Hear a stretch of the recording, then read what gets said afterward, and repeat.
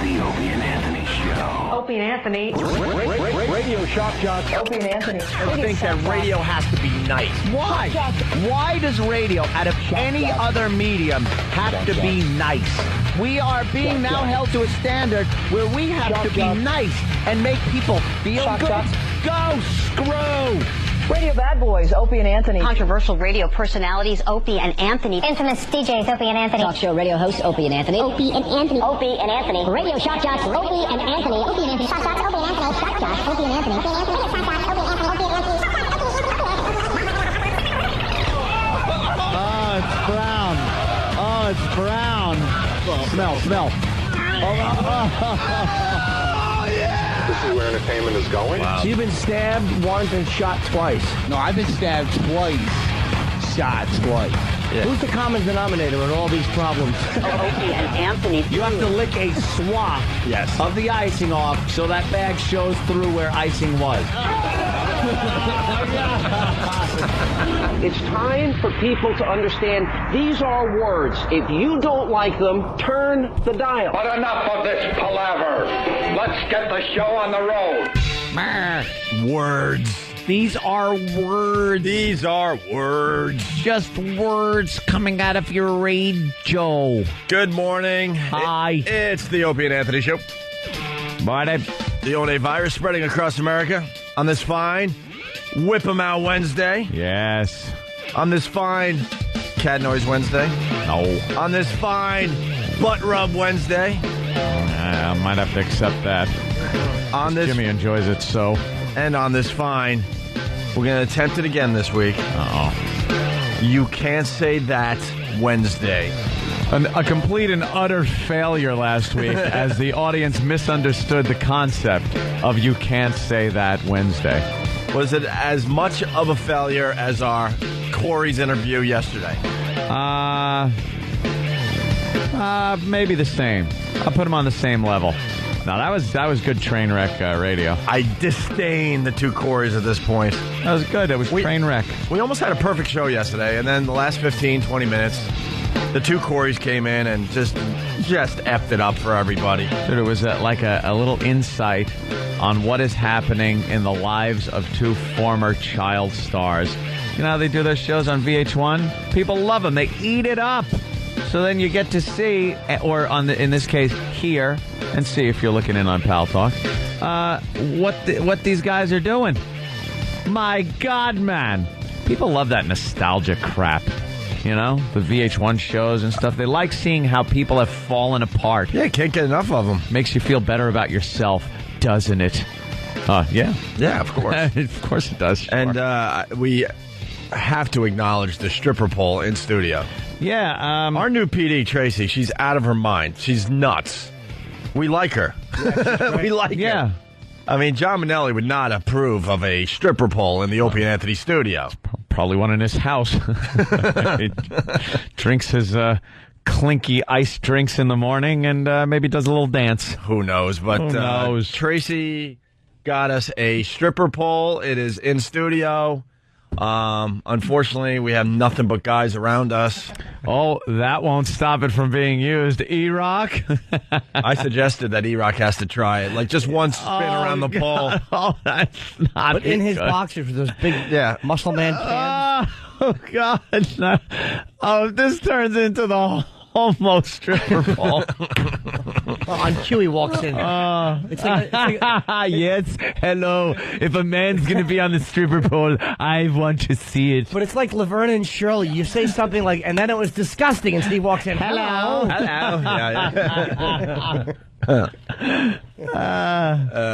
Yes, Steve. Oh, and Sam's got his camera. Everyone's all geared up for use of the stripper pole. E-Rock, would you do one like spin around the pole?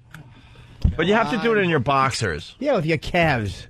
I want those calves. Do you know how to do it? Does anyone know how to do like a spin around the pole? I'll talk Eric through it. I heard like the stripper pole's in the studio, but it's not weighted yet. Is there really? something?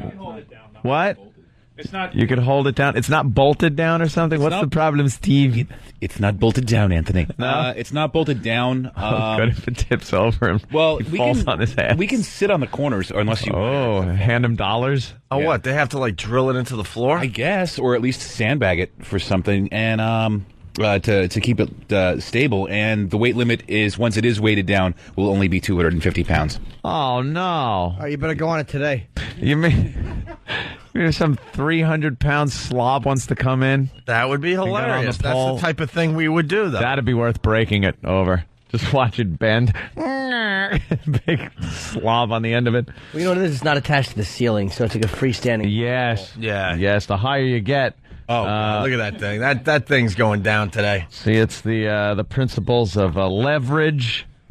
The higher you get on the pole, the more unstable the base is going to become. Well, Eric won't do any tricks then. No trick? Well, I'd like to see him do a spin. Yeah, we just want one lousy dumb spin. I'd like to.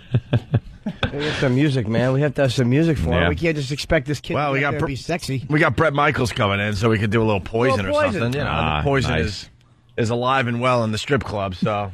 Yeah, Tracy got this for us, but she doesn't know some of the basics. She's really, like, pretty smart about some things, but some of the basic things she's just oblivious to. Like what? Oblivious. Like what? Yesterday, we were talking about the ratings, and we really had a good ratings book for spring here in New York. And it was amazing. Super duper. How about number one in men? Yep.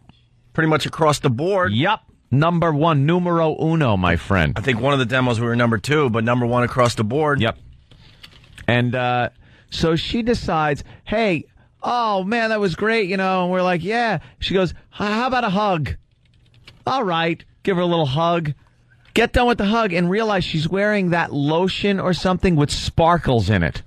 So now you're covered in the you can't go home sparkles. It's like stripper sparkles. Yeah. When did all the hugs happen? Oh, that was in production. That started yesterday. Oh, yeah. We're moving forward fast here with her. Yeah. I'm very bothered. You didn't get a hug? From you two. About her. I'd like to get the sparkles. Would have gotten the sparkles. Oh, Steve's hugging you. Look. But it's not normal to get stripper sparkles from your boss. No. Doesn't anyone understand what's going on here? What the hell's going on? Stripper sparkles. We're getting stripper sparkles on us now. She's our boss, technically. Ladies don't realize those things are like tags. Yeah, you can't. They're like stripper tags. They put them on you, and then you might think they're all gone. And then you go home, and one little beam of the light from the TV will hit it, and you'll go off like a disco ball. Yeah. What the hell was that? And you got like glitter on you. Oh, that's just great. I see what you're doing at lunchtime.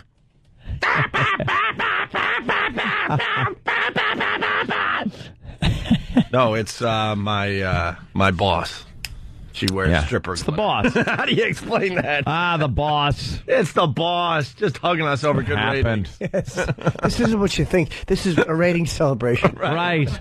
A rating celebration. Oh, looks like I see someone with clothes on. E-Rock, why haven't you been prepared? See, the whole glitter break that we just did was just off the cuff, timing-wise, to get you prepared to do your little pole dance. Yeah, just a quick spin. We want to see. Look at his face. He's smiling. He's a little shy and embarrassed. Yet there's this little anticipation on his face, like I've never done this, and I'm excited. He's like a housewife about to go out and strip. He feels fun. He feels sassy. Yeah, a little sassy.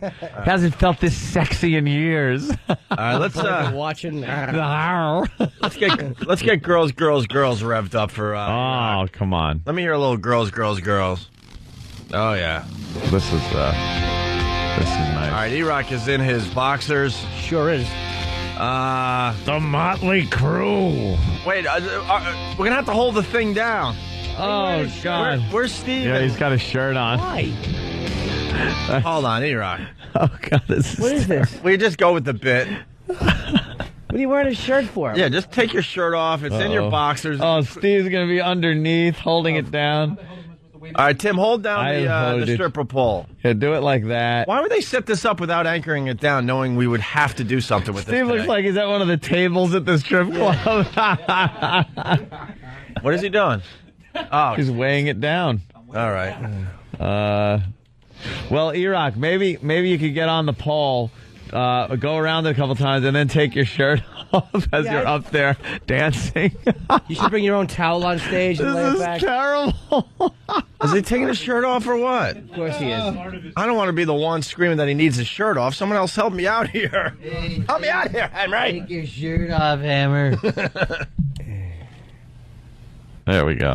Had to give the Pal Talk audience a little treat. There we go. A quickie, Ralph, on instant feedback. We'll talk about Jill TV in a second. We almost had an epileptic seizure today. Epileptic seizure today because of what she's wearing. Yeah. But first, E-Rock, trying out the new stripper pole that Tracy, the PD of this fine station in New York, got for us. Did she get it because we had great ratings? No, she probably wants something to do for herself after we leave. She's bored, so she comes in and dances, hangs out. All right, here we go. Start up the music. Well, we need the big announcement coming to the stage, Anthony. All right. Can we do an echo or? Ladies, that's nice. Ladies and gentlemen, making his way to the stage, you might have seen him screwing up here on the O&A show. It's E-Rock. Big hand for E-Rock, ladies and gentlemen. E-Rock. Woo. All righty. Let's see what you got. He's spinning. The thing's going to be broken in one day. You just did the one-arm swing. That was a one-arm swing. A 360-degree turn there. Now, do you know how to do where you wrap your leg around it and slide down to the floor? You've been to strip clubs. You got to lift your feet above your head. Stop being shy. See, wrap one leg around it. Like that, right. And then you spin around and kind of bend your legs and go all the way to the floor so Steve gets the treat. Maybe something will pop out one of those pant legs. A little oopsie for Steve. Steve's got money out. Oh, is this rude? All right, come on, E-Rock. What do you got? Oh, there he goes. He's on the floor, and Steve is putting $1 in his shorts. Oh, God. All right, now lose the shirt, honey. Yeah, lose that shirt, baby girl. Yeah, if you want... Oh, the camera's rolling. For a single. Yeah, that was for a single. If you want real money, you're going to have to lose that shirt. The camera's rolling. E-Rock did I don't know, I think he spun around twice with his legs wrapped around the pole. Sam's figured it out. If he holds the camera, he doesn't have to do anything. Yeah. Wow. What a genius. And poor E-Rock is up here on the pole. All right, how does it feel, E-Rock? It feels like this thing is going to collapse. You swing and you think it's just going to start tipping over. I probably will. That would be hysterical. Oh, and I love to see it snap and him fly through the window and plummet to his death. His parents would have to find him like that. They'd have to bury him with a stripper pole in his hand and his undershorts. All right, let's go. A tragedy in the Nagel family today. Oh, Jesus, he's spinning. Oh, he's getting a little more rambunctious up there. Oh, here he comes. This is the moment we're waiting for. Yeah. Yeah, here goes that shirt. God. Yeah, God. Nice. Yeah. Oh, he's throwing it at Steve. This is gay, man. This is so not gay. It's so gay. Come on, who's venting? Funny or gay? What is this? This is gay. Is it just gay? It's pretty funny, but... Hey, but take your shirt off. I mean, if we're going to get the video right. What are you doing? What happened? One spin with the shirt off. You have to. You look good. A spin with the shirt off. You're just saying how gay this is, and they're like, wait, take the shirt back off. We still got to do radio, though. One more spin. I just want to acknowledge it's gay, but we're doing it. Dude, what the hell? Jesus, there's more than a pole here in the studio. Oh, there he is. Oh, he almost slipped. He's wearing his white socks, and the stage is a little slippery. Maybe that's because of Steve. What are you doing down there, Steve? All right, well, there you go. E-Rock. Yes, E-Rock. That Tracy, the PD here in New York. Gentlemen, let's hear it for E-Rock. E-Rock. Yeah. Yeah, remember to tip your dancers and your waitresses and bartenders. Wonderful. That's just wonderful. That was horrid. That was horrific. I really Very wanted that scary. thing to snap at him just to fall on the carpet in his undershorts. All right, our phone number is 877-212-O-N-A. They're already sharing photos. I love this age we're in. Oh, nice. Get the pictures up on the website. Yeah, of course it has to be a guy that tries out the stripper pole for the first time. Why would it be any different? And we would invite ladies down immediately to do it as well, but we got to anchor this down, or someone's going to, break their neck. Without the pole being, anchored into the ceiling, it's almost impossible, because no matter how well you anchor that down, that pole is going to waver. Yeah. Hey, we got your Barry Bonds update. Barry Bonds update, everybody. 2 homers away from... Yes, he's 2 homers away. From tying Hank Aaron, 3 from breaking the record. He went 1 for 5 last night, 1 walk, and 2 strikeouts. No home runs for Barry Bonds last night. Whoopsie. Nobody wants to be the ones to give it up to him. Nobody wants to be...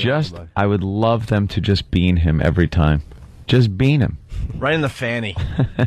No, in the nice innocent beaning. They should just play fanny ball. Every time he comes up, they all have decided around the leagues that they need to hit him in the fanny. The fanny. Every time he's up, just hit him in the fanny. Don't say fanny. For the rest of this year. Hit him in the fanny. And for the rest of next year, until he gets the hint that he's not allowed to break the record. Just keep hitting him in the fanny night after night after night after night. No, it's interesting.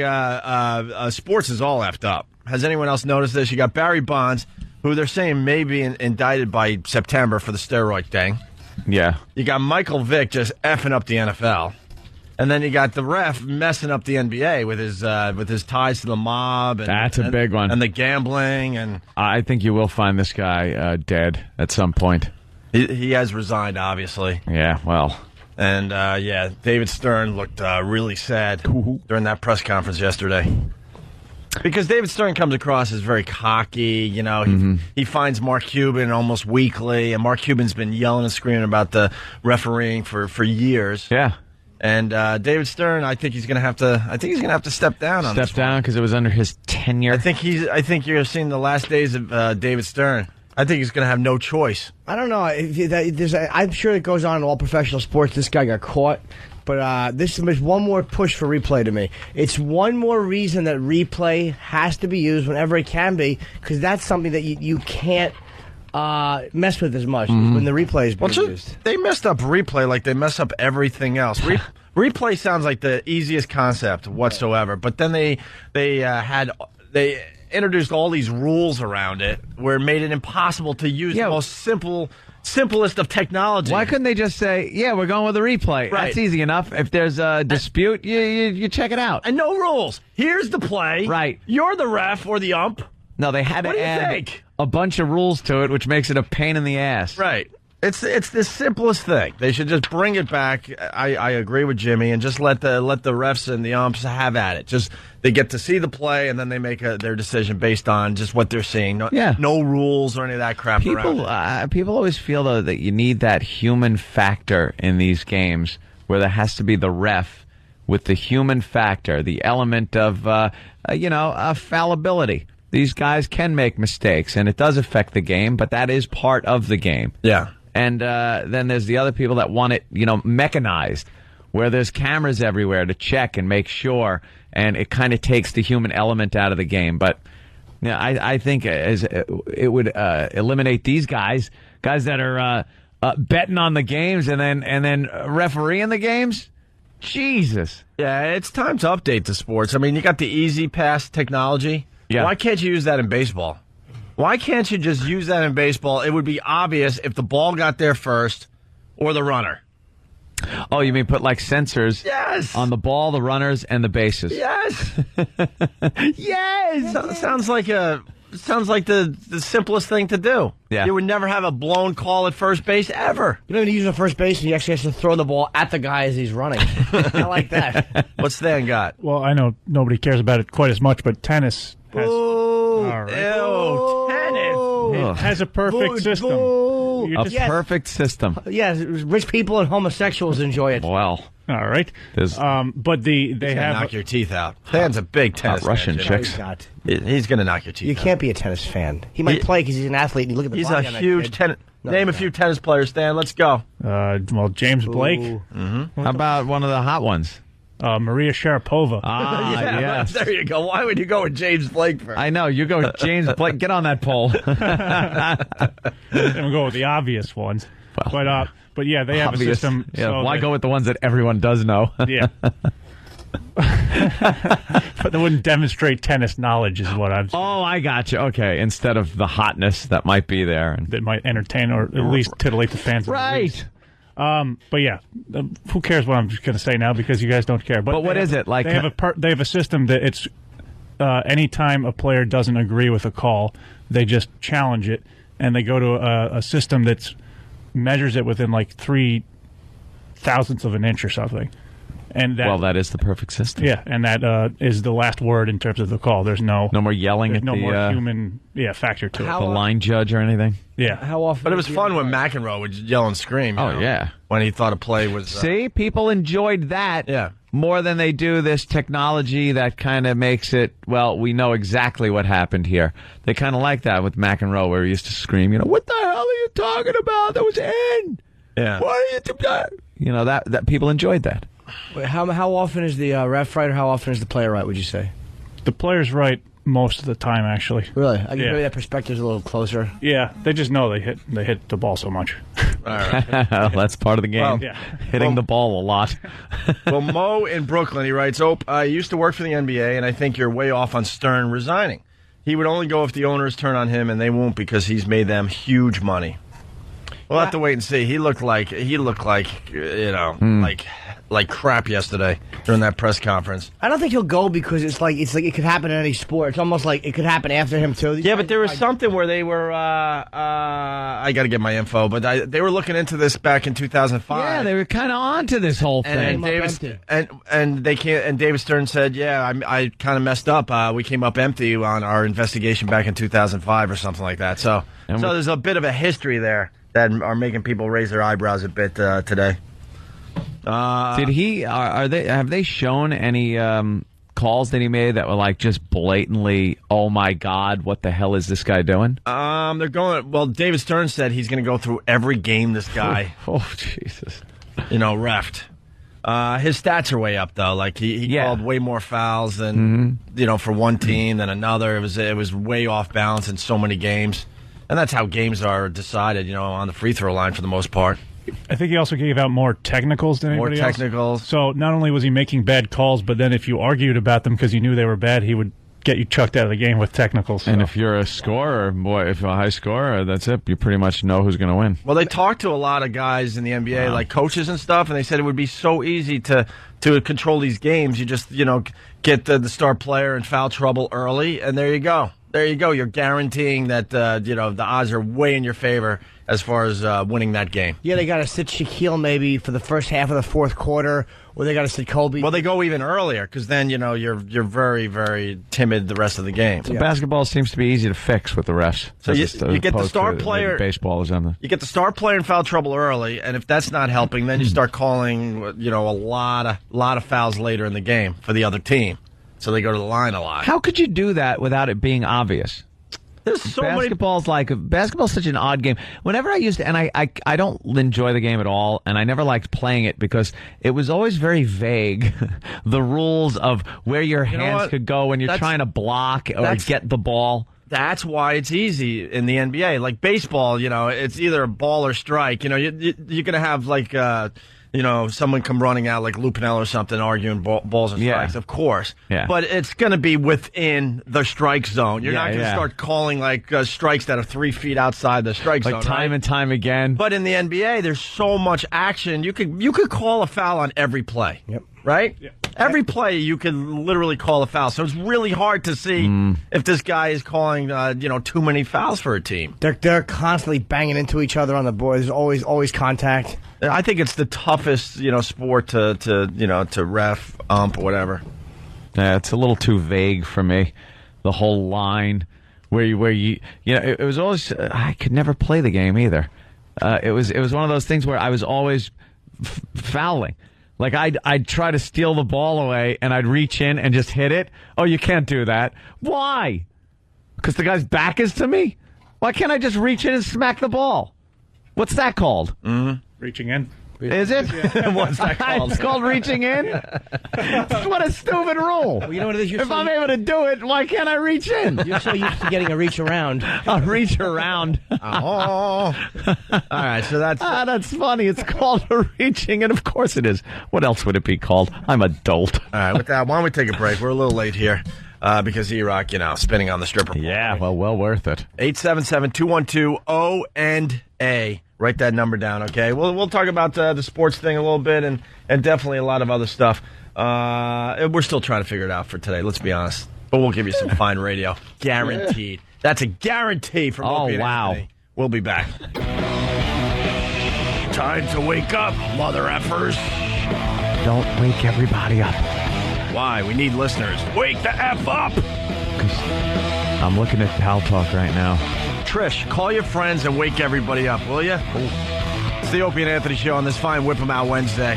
Wow. What's going on with Whip 'em Out Wednesday? I got to be honest with you. Yeah.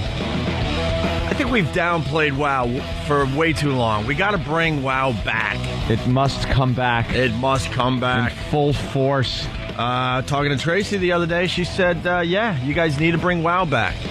And she's getting brand new WoW stickers made because the station here in New York especially changed formats again. So they're going to have some WoW stickers in the near future. That's what we need. More WoW stickers, more girls wowing. And what are you looking at?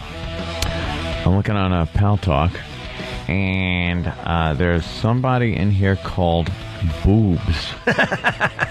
Boobs. And studio cam here. Can I tell you something? I'm now looking at what you're looking at. Yeah. That is really hot. There's something really hot about that. She's asleep. She's completely out. And she's got her webcam on her body from like the belly button up. Well, she's in bed. She's asleep in bed. She's got I wasn't sure if that was a bed or a couch. It looks like her bed. She's got her sheet pulled up to about her belly button, and then her arm is kind of crossed around her stomach and just below her breasts, which are bare. Just bare.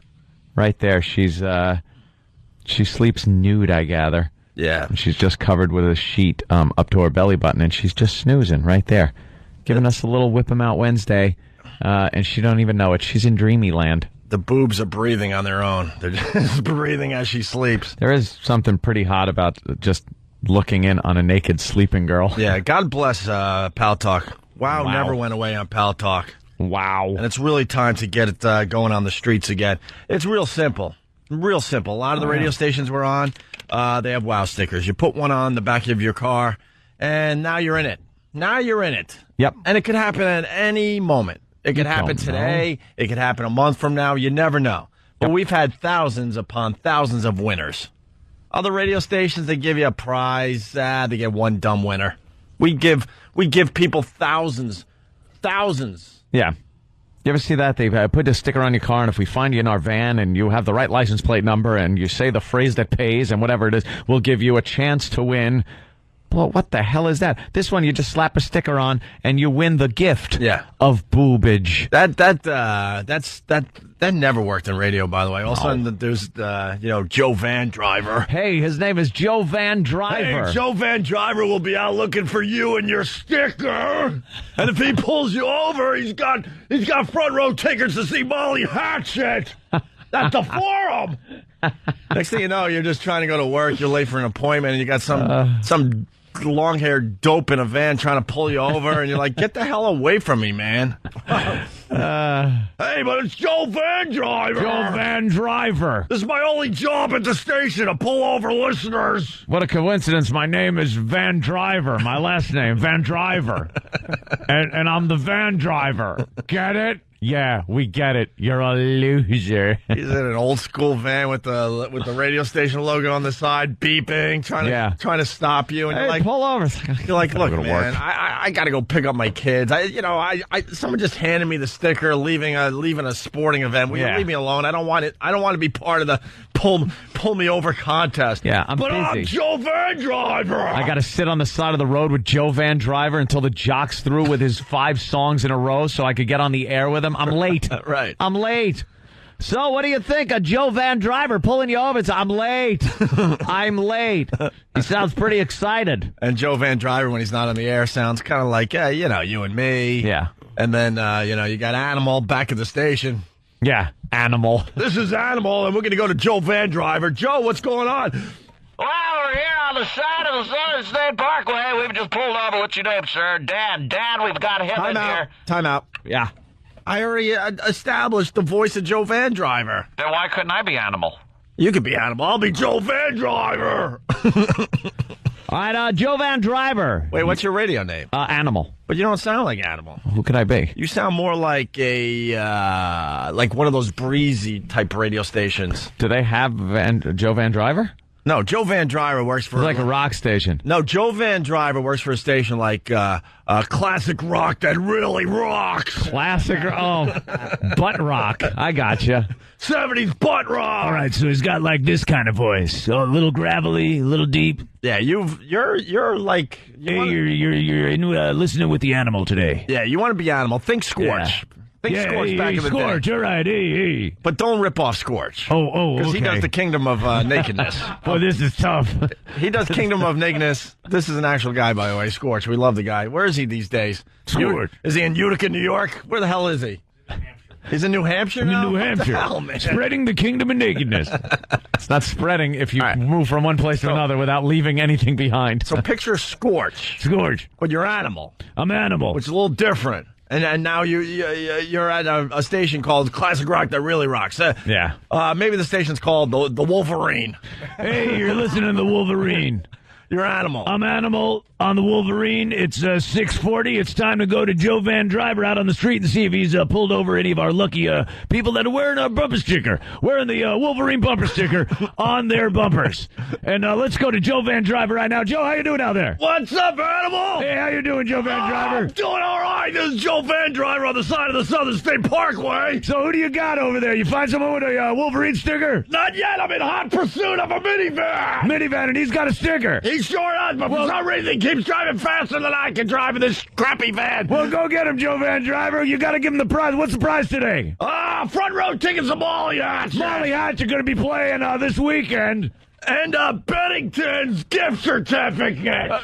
Fantastic, Joe. But I can't stop this minivan. Catch up to him. For some reason, I don't think they give a crap about this promotion. This is exciting. All right, back to you, Animal. What do you got? What do you got on your show today? All right, well, we're going to be rocking it with plenty of classic rock. And then it is Cow Meow Wednesday.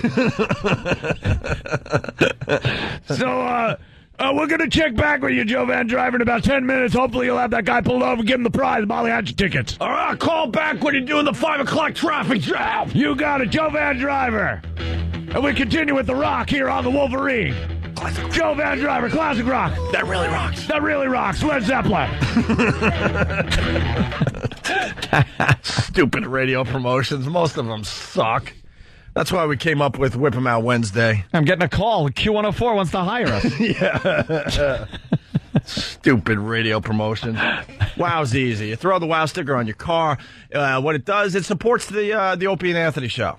Right there, it supports the show, and then you just go about your life. Look, we're not trying to bother you. And then one day you might be driving to work, and all of a sudden some lady decides, wow, cool, I like that radio show, and I know what this Whip 'em Out Wednesday is all about. And next thing you know, they're flashing you. And you win. That's it. No Van Driver, no Joe Van Driver. No speeding tickets because you're trying to get away from Joe Van Driver. And believe me, looking at lovely breasts on your miserable commute is a lot better than Molly Hatchet tickets. Yeah. So not as good at looking at them though on CW11. Boy, yes. We'll get into that. So Show TV. And if you don't have a Wow sticker, you can write it on the back of your car and make a homemade Wow sign. So Whip 'em Out Wednesday. That's what Wow stands for. And ladies, please help us out with the whole thing. Mm-hmm. And guys, if you do get wowed, that's all the girl wants. Just leave her alone and go about your business, okay? Oh, yeah. It's just once it's done, it's done. You move on. You have a smile on your face. It's a wonderful day. Right. Could ask the listeners to call in with their Party Patrol drivers from their cheesy local stations. Party Patrol. Ooh, E-Rock. Oh, Party Patrol. Like, what are you, he's looking for a party? Yeah. Hey, and they got to sound like there's a party going on no matter where they are. There's nothing. I've never stumbled on a party while driving. Ever. Hey, I'm driving around. It's just a party patrol here. Shut up. Oh, I can't. Party patrol. We're having a great time on the... Oh, jeez. Hold on a minute. It just has to... Where... I would hear the party patrol, and boy, what a party going on there. Holy Jesus Christ. Where? Whoa! Oh my God, someone call an ambulance. Unless your radio station includes like Lindsay Lohan in your party patrol. Right. Don't do it. It's not a party patrol. At a station I was at, his name was Cliff. They called him Clifford the Big Red Intern. Oh. God. Yuck. I'm a bit nauseous from that one. All right, Jimmy, I interrupted you. I'm sorry, but Ralph brought this to our attention. We said in the office, Opie, Jill TV is killing me. This may be the best she has looked, you think? Did you take a screen cap today, E-Rock? I did. It's a little hard because the way her shirt is with that blue background screws up the camera. Yeah. She wore something that's not very TV friendly. Yeah. Check that before she goes on. They normally will do that where they'll put a camera, like you give it to wardrobe and they check it. Carson used to wear suits like that once in a while. They bounce. They're wearing metal. You can't have something with very thin diagonals, lines on it like that because, the TV can't handle it. No. It just freaks out. Yeah, it's like... Gets scared. My eyes are all messed up from looking at her. And her boobs look huge today in They that really blue do. thing. Ben commented, if you look at her dress long enough, you'll see a sailing ship. it's definitely one of those. Yeah, that's the type of... It's definitely one of those little outfits she's wearing. But looks hot. Looks hot as hell. And we're still keeping track. How many screen caps do we have of Jill at this point? Can we get a number? I'll find out. Yeah, we got When she finally wears the same outfit that she has worn at some point before. You know what? I think the listeners could get involved because, 28. 28? 28 screen caps and not the same outfit yet, right? Nope. 28 different outfits. We should bet. I'm more than willing to bet. Of course you are. Some money? Of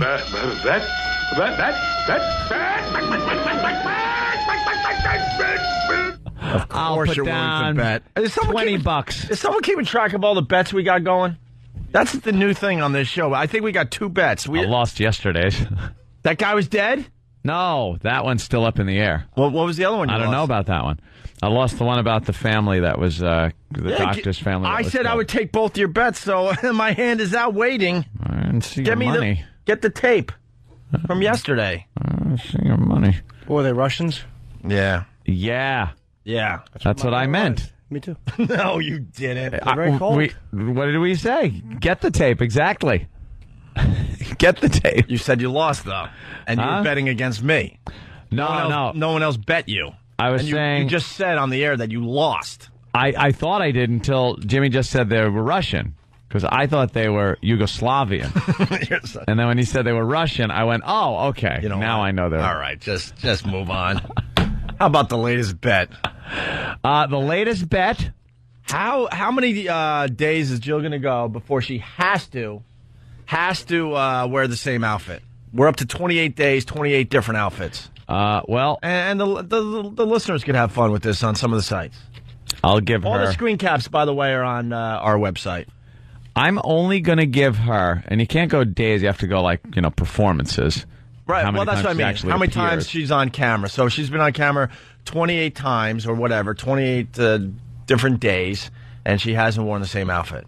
I'm only giving her 2 more appearances, and even 30 days. 30 days? Yeah, because I got to figure 28 days, she's probably having that time, and one of the outfits might need to be washed. You think she has a period piece? I don't know. You think she has that one? Yeah, there's one dress that she wears when she's once a month, just in case. When she's having her time? Yeah, it's one that covers up any bloating, and you're not afraid if you got to put a little shout on it. Maybe to shout out something. That's all I'm saying. So she's probably got that dress. Wait. Opie. Wait, well, what are we laughing at? What happened? Oh, all right. Opie, correction on Jill. We have 28 screen caps, but about 7 outfits. What are you talking about? Oh, really? Yeah. What do you mean? When you asked about the screen, how many caps we have, I said we had 28. We don't have 28 different outfits. I thought you were taking a picture of her every time she's on TV. Yes, but she also has a lot of days off, too. We've only taken 7 pictures, so that's only 7 appearances? No, hold on. I'll show you. Oh, boy. Oh, I don't. How could E-Rock have screwed this up? So why weren't you taking pictures of her every day, even when she's there? She hasn't been off 21 out of 28 days. If you have 28 screen caps, she's not. See, there's days where you just got pictures of other people. Basically, there's a lot of days you decide not to get the screen cap. Because we started this bit a long time ago. You're trying to tell me she's only been on... Hey, she looked awful that day. Yeah. Oh, wait, that was Jimmy Norton. Right. She looked good. She looks adorable. So how many... All right, we're seeing the same outfit just because it's the same day. Yeah. So you're snapping maybe earlier in the newscast and then midway through the newscast. All right, that's fine. All right. But wait, what days are you not snapping pictures of her? You only have 7 days? You only have screen caps? Or 7 appearances. 7 appearances. So that means you're not taking her picture every day. I try to get her every time that she's on. But there's times that she's not there, and then we don't get the photos. Well, we don't need her every time she's on. We just need her. We started this bit a long time ago, and you're trying to tell me we only have 7 appearances on the website. We also had a vacation. We were also in Philly. So there's certain things that we don't have enough. No, you just forgot someday. You've shirked your responsibility. Yeah, I mean, you've shirked it. Don't get the listeners involved. They'll tell you exactly when we started the bit, and they'll tell you how many days she's had off since, and they'll have it all figured out in seconds. Well, that sucks because we want to see how many appearances she goes before she gets has to wear something twice. Yeah. Yeah, I want to sort through those. All right. Yeah. Well, we might not be able to. No, I wanted to bet. Hey, who's this? Hello. Hello. Hello. What's your name, bro? Jerry. This is Jerry. Happy Pie calling from Rochester, New York. I'm on the road here heading towards Syracuse, and I just got wowed here a cool few miles back by 2 lovely young ladies in a silver BMW.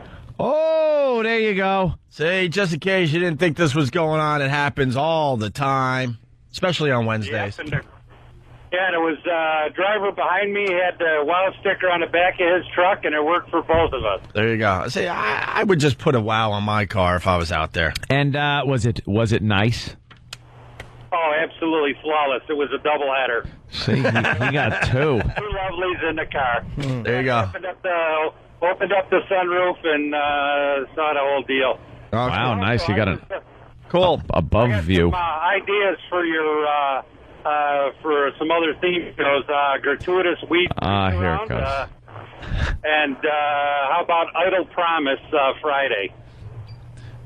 Idle Promise Friday. What's that? I've been married for 23 years, and that's basically what I get. Oh, see.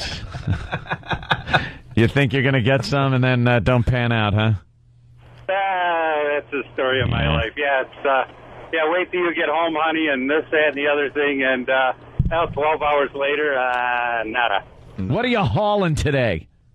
I haul aluminum castings going to the Magna driveline plant. They're for transfer cases for GM 4x4s. Ah, there you go. What do you got? 2 of them in there? That's a little joke on GM's GM 4x4s. Problems. Yeah. All right.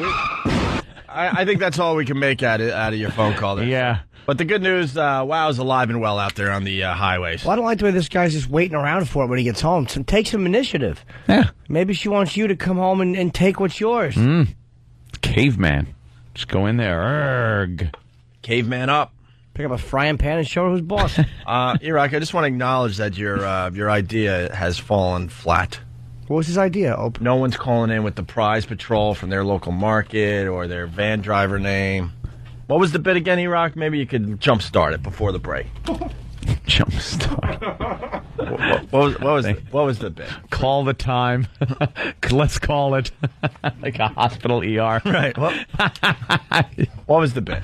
The call in with the name drivers from their local cheesy stations. and find out who has the stupidest one. Will we be giving out a prize for this? We have a prize list. I'm sure we could. Yeah, but we don't have any more Alec Baldwin Best of SNL. He gets so nervous and he has to drink when he talks. Yeah, why don't we have prizes? Yeah. We're giving away our SNL. Because they just spent all our money on a stripper pole. We can't have strippers in. This place is bizarre. All right, we'll regroup. It's Opie and Anthony. You're checking out the Opie and Anthony Show. Phone number 877-212-O&A. Got instant feedback here from someone on their cell phone. Yeah. Tracy is the new PD here in New York City, and she wants to get WOW stickers out there with the K-Rock logo on them. Right. And this guy writes, is Tracy going to make them window clings? Well, funny you should say that. We saved Tracy from a complete disaster. Yes. We basically told her that the listeners will destroy her. Yeah. She sat us down. She was very excited. She said, WOW stickers coming back to New York City with the new logo now that we're back to playing rock. And then she kind of showed us like the first window cling. Yeah, it's like she said, I'm gonna get those window clings because no one puts bumper stickers on their cars anymore. And we just laughed. And we have been through it because we've been through it before. Oh, you don't think they'll put them on their cars, do you? We've been through it with a gentleman named Roger, who was a promotions guy at a station we used to work at here in New York, WNEW. We had gone through a very rigorous and time-consuming effort of coming up with a bumper sticker design, something that's visible. You just see the WOW sticker, you think, wow, but they are very visible on the road. The colors were considered, the font, everything. Designed by Brother Elmo. Exactly. Brother Elmo on MySpace. And cute kittens on TV. And yuck. Look, they're meowing. Yuck. Oh, they're adorable. Oh, class action. Allergic to little bastards. Love little anyway, kittens. Go ahead. And a lot of work went into making them look the way they look. Well, this guy Roger goes, okay, I'm on it. So he orders them, and it's taking forever. And we're so excited when the boxes of stickers come in. So we're like, finally, we are going to be giving these things out. We're going to go do sticker stops. We're just going to paste them all over everything. Stop signs here in the city, bus booths. Just hand them out to people so they could stick them everywhere. And just canvass the area in WOW stickers to make people aware that there are WOW stickers. He pops open a box, and it's what amounts to a completely different color than we chose. It was like orange, lime yellow, and really. Lime yellow. It was the worst. I mean, yellow sucks as a color to begin with, and then he found an even worse version of that. Yep, it was horrible. Right, lime yellow. Yellow is the only way I could explain it. It was yellow and red. Yellow and red. Well, that's not lime yellow. A yellow and red color form. Yeah, all right. It was like and he goes, I got you window clings.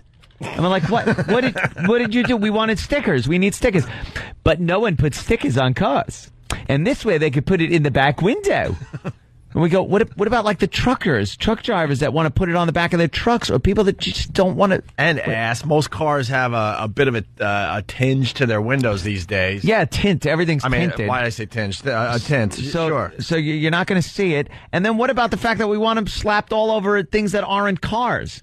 Like when we do appearances at clubs or something like that, we wanted them plastered all over the neighborhood. It's called guerrilla marketing. Right. Just stick them everywhere. But these are window clings. And they were so unmanly. There it is. Oh, God. It was so unmanly. Hey, I know Al's listening down the hall. Meow. And he does like the show rundown for 923KRock.com. Yeah. It's great, by the way, because he adds links to all the stuff we're talking about. So if we talk about a video, you could just click and see the video we were talking about. Right? Al, if you're listening, if you're going to add this to your show rundown, you got to get a picture of the window cling. E-Rock found one. It is the worst looking sticker ever.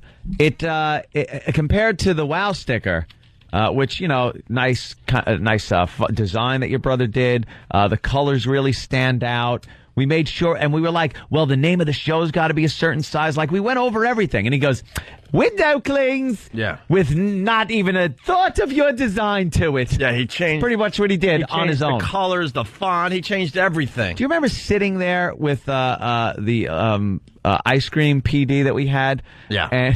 And they lined up about 15 different designs in front of us. And we stood there for like a half hour, eliminating some. All right, that one's a maybe. This one. I mean, the work. That's when we used to work at the radio show. Right. We used to actually like step back, like, all right, let's see. All right, you're this far from the car in front of you. Yeah. Oh, this one looks good. That one stands a car out. length away. Okay, good. Yeah, I like that one. And he picks one. You can't even read our name on it. It's so small. And the wow is just awful design, awful color, and it was a color form. It was a fruit roll-up. It was a shrinky dink. We'll call it lemon yellow, okay? How about that? All right. Lemon yellow. Bugging Opie, the color.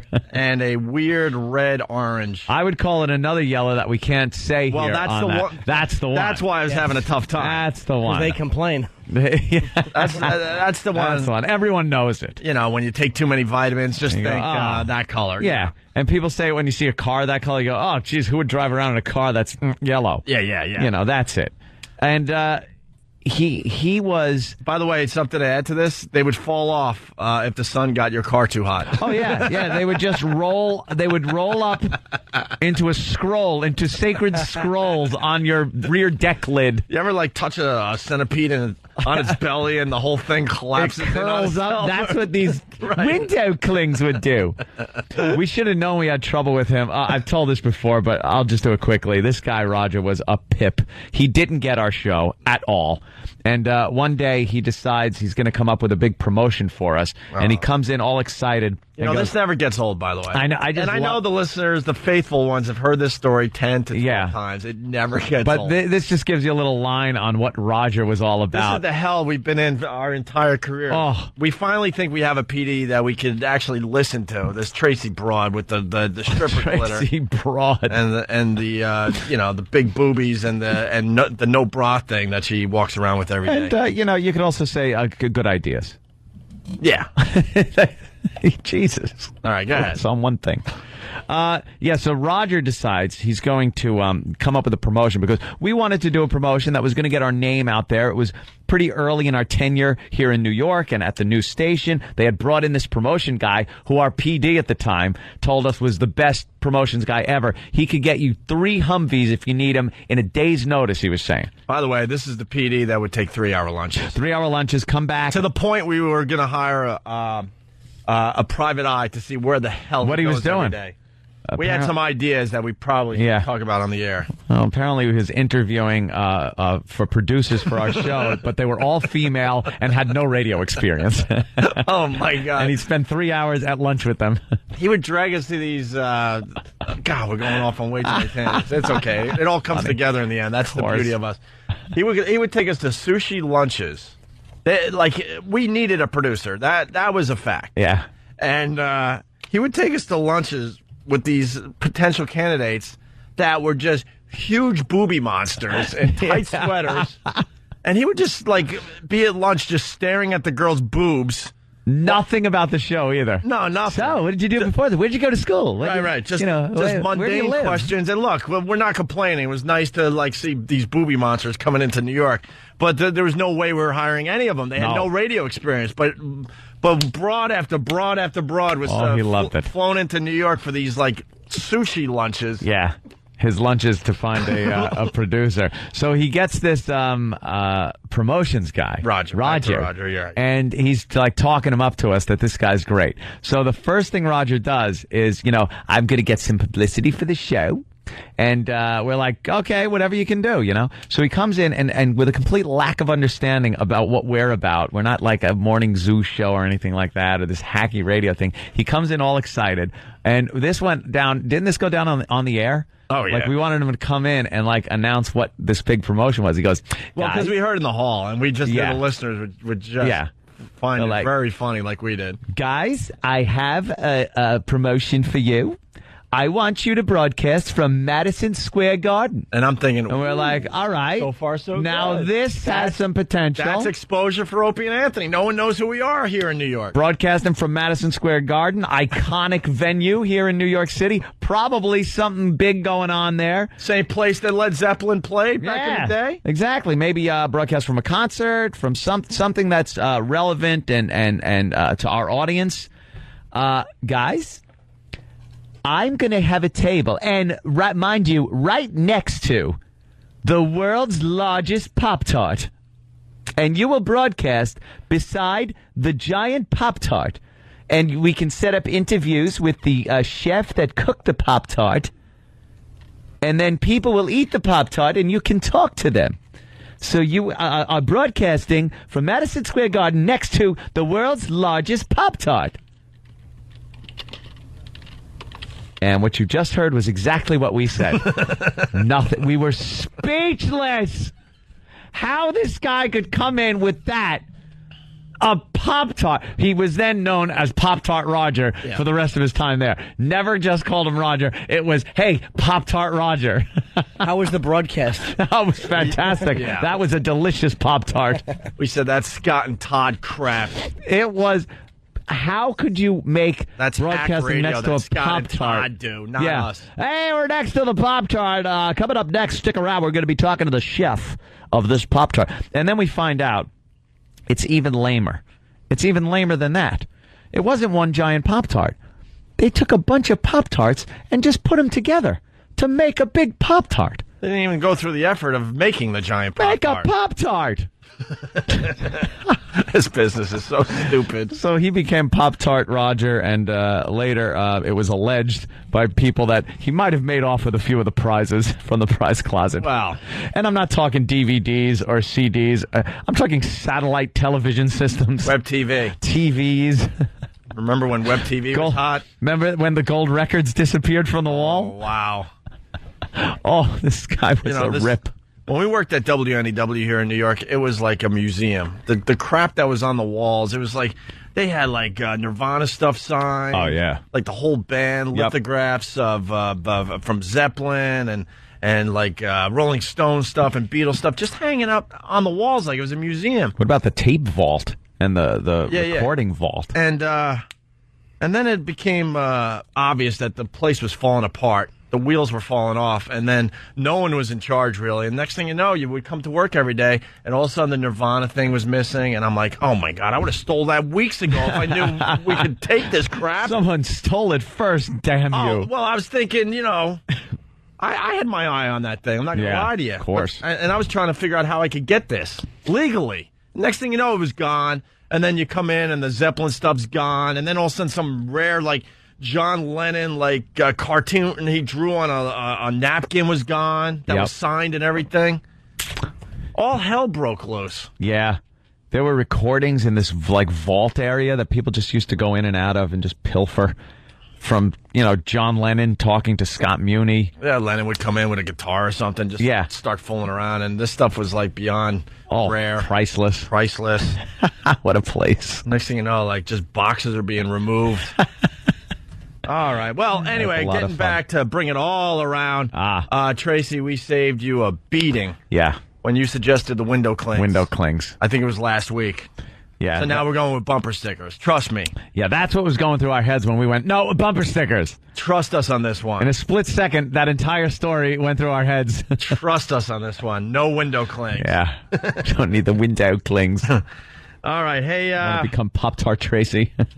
Don't forget, we got Brett Michaels coming in about an hour. Ooh. Bill Burr coming in at 8 o'clock. Bill's coming in? Certainly. And we got a phoner from Chris Hansen. And remember, one of our guys. I don't want to say one of our guys because that's not really true. Listener of this fine radio show. Yeah. He was a Z100 listener who happened to turn on our show at the moment. Obviously, a Scott and Todd listener. Well, he was caught in the Catch a Predator house. Yeah. And so we got he Chris acknowledged Hansen. it. Yeah. We got Chris Hansen calling in today. Chris Hansen. To talk about that. You were coming here for sex. And all right, we gotta do one of these because the requests for these are ridiculous. Really? You know this.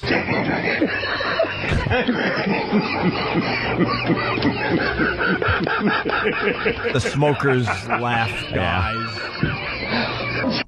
Well, that laugh has been put to horrific things. Yeah, those are a couple of news anchors laughing at a runway model falling on her ass. Yeah. As she was walking down the runway, they did a little news story on it, and they couldn't stop laughing. Yeah.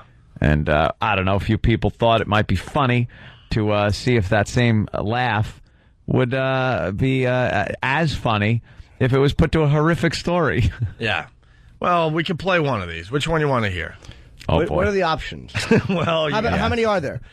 There's 3. You go old school with the Hindenburg disaster. Oh, okay. That doesn't hurt anybody. No. That tragedy's so old, no one gives a crap. No one cares. Like, we figured this out years ago. Enough time goes by, no one cares anymore. No, Titanic, no. Titanic, no one cares. Made a little party ride out of it. So the Hindenburg, we could play it safe, no one cares, and everyone will just laugh. Uh-huh. We could go with the Terry Schiavo thing, which is a bit old at this point. By the way, my personal favorite. All right. Agreed. Or we could go real fresh and do Tammy Faye cancer audio with the guy laughing. Yeah, that one's fine. Believe me, that one is really good. But that Schiavo one is the best. Yeah. Yeah. Did you see Jessica Hahn on TV now that Tammy Faye died? Now she's relevant again. They pulled her out of no one the has talked grave. about her in 10 years, but all of a sudden she's on all the gossip shows. Because she had sex with Jim her Baker. face is horrific. What happened? All the plastic surgery and the Botox. So she got the duckbill lips? She's crying, but there's just tears rolling down her face with no emotion. Why was she crying? Because the Botox. She knew her, right? Yeah, because, Because she banged her husband? Yeah. I don't know why she's What's crying. she crying about? Maybe we could get that audio of Jessica Hahn and try to figure out why she's crying because Tammy Faye died. That's a good point, Anthony. Nothing makes a woman look more like a tranny than those goddamn duckbill collagen lips. You women are insane for doing that. Oh, yeah, okay. We can talk about that after the break. That's funny. That'll be another 10 minutes. It's a picture of Jimmy Norton, but it's very funny. Yeah, well, I've seen that before. I have not. We'll go to that after the break because that's one of some funny people out there. there are. Absolutely. Our listeners are the funniest in all of radio. We know that now. I'm going to have to vote for the Schiavo one because the timing of it was so good. Yeah. All right. It sounded like it belonged together. It was great. Right. All right. Well, here you go. Just listen to this. By the way, our own Danny came up with this. And he's trolling through the new ones. The listeners are sending in other ones. So far, none worth playing. This one's worth replaying. Terry Schiavo, everybody. Is the pain constant? Well, or Tammy Larry Faye. King talking Is about the pain constant? Here we go. Danny. Not anymore, I guess. How you doing? That had hurt. That's embarrassing.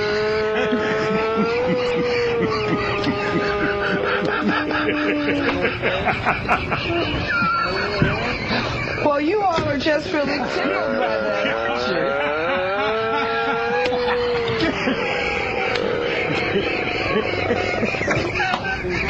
I'm sorry. Come on. We want to. Hold on.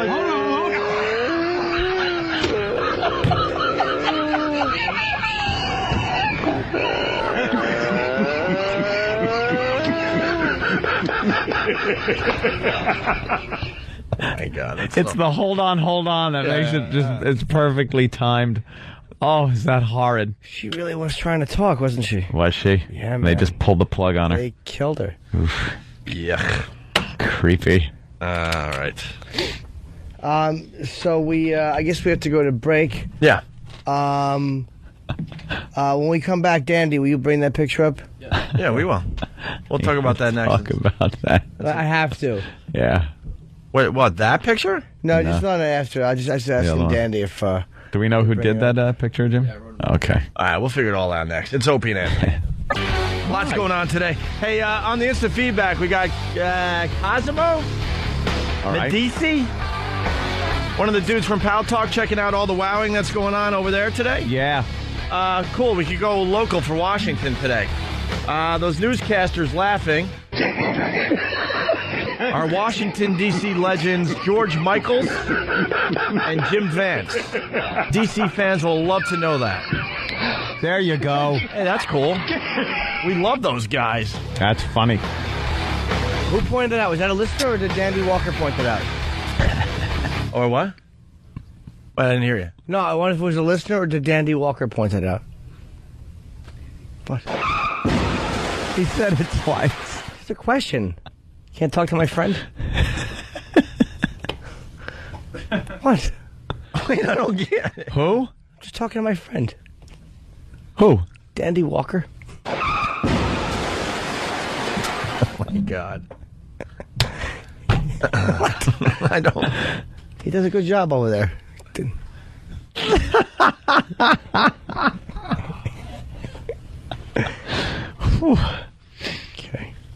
Can I go for take 2, bringing the show back? All right. Banner, Another shot. All right. Listening to Dandy Walker. Yeah, it's E-Rock. Yeah. What's wrong with that? There goes Holiday. He's on the track. He's at the wall. She's gone. Yeah. All right. The Yeah. Milkman delivers. Yes. What are they saying? What? Wait. Oh, no. You're not mad at me, are you? I wrote it down in my little stat book as a home run. Yes. All right. Yeah. What? Come on. Something. How did that not go in? Oh. Isn't that what you do at home, too? Yeah. Come on. Oh, yeah. Someone's got Jeez, that hurt. Someone's got to pay for that one. Someone's got to pay. It was a goal. Someone's got to pay for that, Jimmy. Oh. That was when Dandy was spanking that girl. Dandy. All right. It's my friend. He is my friend. I love him. He lost a lot of weight. Yeah. It's good. Hey, it's time for Guess the Sound, everybody. Oh. Our own Pat Duffy came up with this one, and here it is. What is this?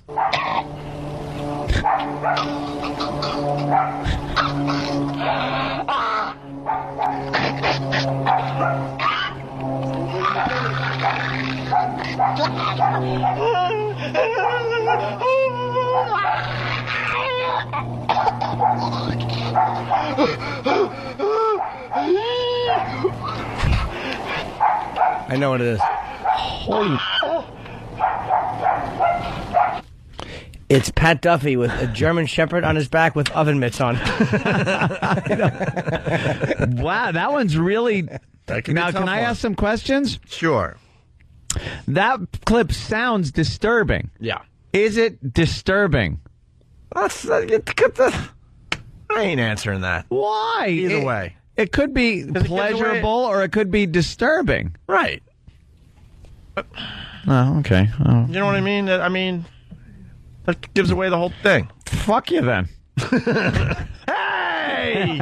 Hey, you can't say that. It's You Can't Say That Wednesday. It sure I is. kicked it off with the F-bomb. Oh, no, that's no way to get there. Yes, I did. Yes, I did. No, you didn't. Yes, I did. No, you didn't. You can't say that Wednesday. I did. Shot her in the. Can't say that. If you ever watched a person... Can't say that. how do you say this on regular radio? Can't say that. And it was completely acceptable when I was a kid, but so were some other... Can't say that. And I'm thinking, wow, if that was on the radio, we'd be fired. Opie and Anthony Show. Can't say that Wednesday. Let's say hi to Jason in Cleveland. Jason, what's up? What's up, O&A, little Jimmy? Hey, buddy. Just wanted to say hello from Cleveland. You know, home of the foaming pussy. Hey, you can't say that. You man. can't say that. Certainly can. Jason, you can't say that. Come on. Keep it clean. Keep it clean. What else is going on in the world today? Paula Zahn's leaving CNN. Who gives a crap? Good. Where's she going? Hopefully to have something removed. I don't care what it is or why. Just something has to be removed. She was obsessed with us when it came to our latest controversy. She wanted us gone so bad. Yeah. And did a horrendous job reporting on our situation. So long, Paula Zahn. She's a dumb broad who's not hot enough anymore to justify her position. Completely out of touch as far as what was happening with us. Demanding that we should be fired and all this crap without even looking into the whole thing. We're going to do some news stories. Huh? We're doing news stories. I just wanted to do the sound thing. For what? I bet Oh, no. that I can guess it before the end of the show. Of course you want to bet. Of course you want to I bet. want to lay down a little wager.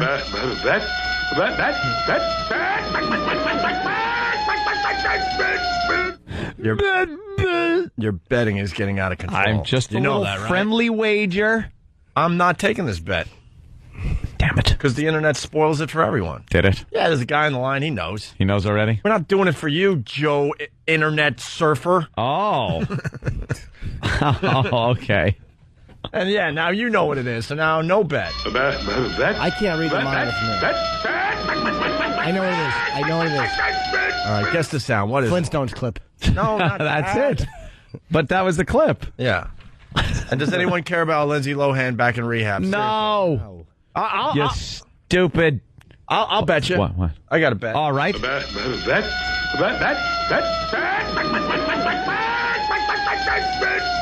Who dies first? Paris Hilton, Lindsay Lohan, or Britney Spears? Lindsay I would Lohan? say out of those three, could be Britney. Yeah, Paris, you got to take her out of the mix. She knows exactly what she's doing. She invented all this crap, and then the unstable broads have joined her, and that's where the problem is. Lindsay Lohan or Britney Spears will end up dead. I see a Britney OD. Yeah? Or a Lindsay massive crash? car wreck. But I think before I don't see her getting killed in a car crash, but I see Lindsay killing someone in a car crash. She's a real wreck. Britney has kids. hazard. She's a little bit more. She's not stable, though. Look what she did. She did an okay photo shoot, and she was doing some bizarre things. Like, what was she doing? Wiped her greasy hands on a $274 designer gown during lunch. she cleaned her hands off on a trash. You on gotta a love designer it. gown. Yeah. And then she let her puppy poop on a $6,700 Zach Posson, I guess, gown. Took frequent bathroom breaks with the door open. Nice. And when I heard that, I'm thinking, well, she's got to do some stuff in the bathroom, some illegal activities. But no, I think she was relieving herself and didn't give a crap that the door was open. Hi, I'm Britney Spears. Yeah, she's just completely nuts. And it comes the same day that Lindsay Lohan got arrested for her latest DUI charge. So Lindsay Lohan will end up killing somebody. Ugh. They make the worst drunk drivers. They just plow into things. What was it? Lindsay Lohan was chasing her assistant's mother. Why? I don't know. She was drunk and high on the cocaine. She's exactly where you want her. Oh, yeah. She's got like a bracelet on her ankle that, monitors her alcohol consumption. She's all hot. She's got the alcohol monitor ankle. She's boozing it up anyway, coked up. She's got a horrid relationship with her father. It's just a wonderful melange of getting laid by a hot chick. Yeah. I think anyone would have access to her at this point. Anyone that says like a kind word to her, and you're in. No, I don't understand with these Hollywood starlets. Don't they pay attention? Like, Tara Reid was Lindsay Lohan. Like, oh my God. Remember Tara Reid? And everyone's like, wow, she's hot, but she's coking it up, and she's drinking. She's a out mess. of control. The paparazzi are taking pictures of her with her boob falling out and her falling down. Yeah, But she was the go-to gal for the paparazzi for a while. And she was hot, though. And then all of a sudden, she made that drastic turn, and now she's like, ugh. Well, the pictures Doesn't of Lindsay her Lohan bumpy belly came up. And Britney Spears see this? Yeah, they don't see it coming. Like, it's still really hot. These stories are hot when they come out. Yeah. Absolutely. But there's going to be a turn somewhere. They And that's just when they got to never stop see it. before that happens. They never see it coming. You know who are the big competing blondes back in the older days was the blonde from T.J. Hooker. Remember her? The hell was her name? How old are you? T.J. Hooker. Yeah. Heather Locklear. Oh, Heather Locklear. There was Heather Locklear, and then that other blonde chick that had the coke habit, and she wound up completely. Who's the other chick? I'm trying to remember. Linda Tripp. No, Heather Thomas. It was the two Heathers. Oh, the Heathers. Heather going at it. Locklear and Heather Thomas. and they were like neck and neck as the hot blondes of the day. And then Heather Locklear still looks good. Heather Thomas, who knows where the hell she is, but she even back then started looking raggy because she was so into blow. All right, let's Google Heather Thomas, see if we can get a current picture of her. What the hell show was she on? I don't even remember. Linda Tripp. Hey, we got someone that wants to guess the sound. Let's go to George in South Jersey. George, what's up? Opie, guys, you guys got a great show, but I think I know what the sound is. Is it Michael Vick drowning a pit bull? Wow. See, that's how the bit goes, Mike. Look. Mike. Hey, how you guys doing? Sorry, that's how the bit goes, That's Mike. how the bit goes. You're right, but no one cares about the right answer. Don't you get it? Goodbye, sir. It's Goodbye. So the fall guy. That's what Heather Thomas was on. That guy says Michael Vick drowning a pit bull. Drowning a pit bull.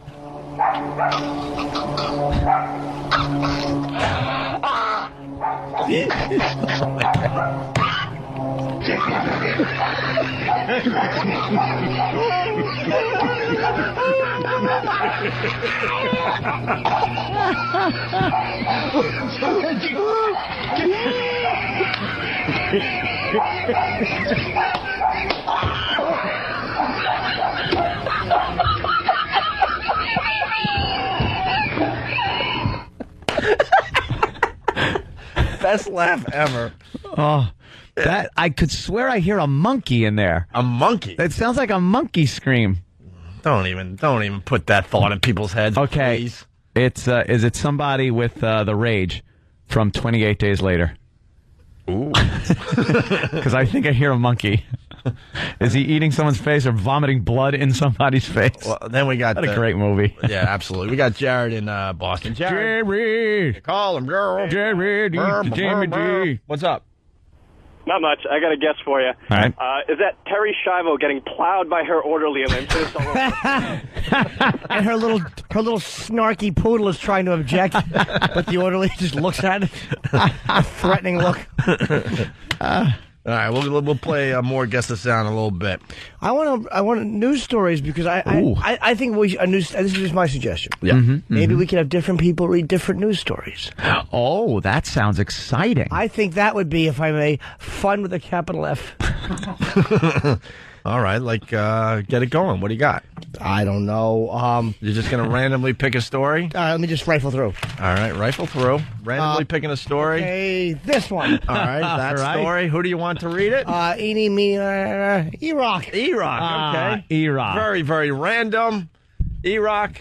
It's a new bit that Jimmy came up with. It's called Have the Guy Read the Story. Just a random guy reading a story. Just sit down and read it. All right, E-Rock. The start of a brand new Jim Norton bit. Nice, Jim. Have the guy read the story. All right. And see what happens. You just randomly pick a story, randomly pick a guy, and then you see what happens. What a boop. Very good, Jim. All right, go ahead, E-Rock.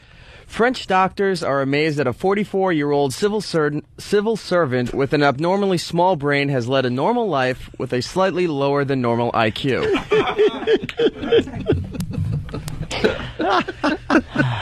Yeah? Doctors said the father of two went to the hospital de la Timion in Marseille with a mild weakness in his left leg.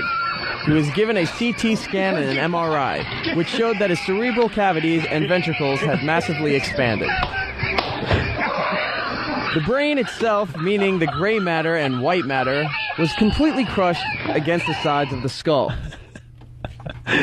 The condition is called Dandy Walker complex. Oh, now it's funny. Jimmy! Look at Jimmy. Jimmy! Oh, let me take all those back. And the Homer's out of here. Yeah, it is out of here. They're in their kayaks trying to find the ball. See you later. Oh, boy. And that is a goal. Absolutely. We went to the instant replay. My God. That's wow. The beauty of the show. It all comes around in the end. All comes together. Don't stop reading. So what is it called? Dandy Walker complex. You are now, from this day forward, Dandy Walker. So DW for short. You got to finish the story. The condition is called Dandy Walker complex and is a genetically sporadic disorder that occurs in 1 out of every 25,000 live births, mostly in females. Of course. Although many with Dandy Walker develop dramatic symptoms from the condition, such as an enlarged skull, jerky muscle movements, and problems with the nerves that control the face, the condition also can develop unnoticed. Subsequent tests have revealed that the man has an IQ of 75. That's a nice solid 75. And likes to swing on stripper poles. With a verbal IQ of 84 and performance IQ of 70. Oof. The bulk of people in society have a minimum IQ of 85. Thank you, Dandy Walker. Dandy Walker. Hey, by the way, Stephen from Bayshore.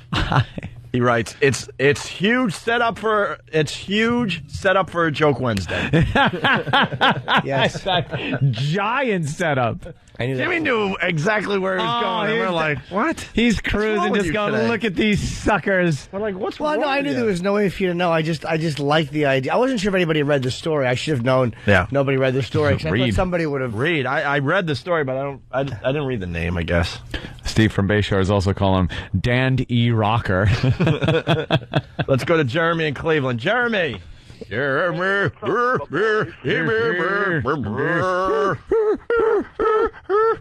getting really stupid today. I'm sorry. All right. What's up? Hey, I wanted to play Guess the Sound. Yeah. Okay. Is this the audio from the Benoit household? Oh, all right. All right. Look, here it is. I'm tapping out. Tap it out. Throw in the towel. Wow. Let's say hi to Seth in Maryland. Seth, what's up? Good morning, guys. How are you? I'd like to play Guess the Sound. All right. Is it Tammy Faye Baker choking on a kidney bean?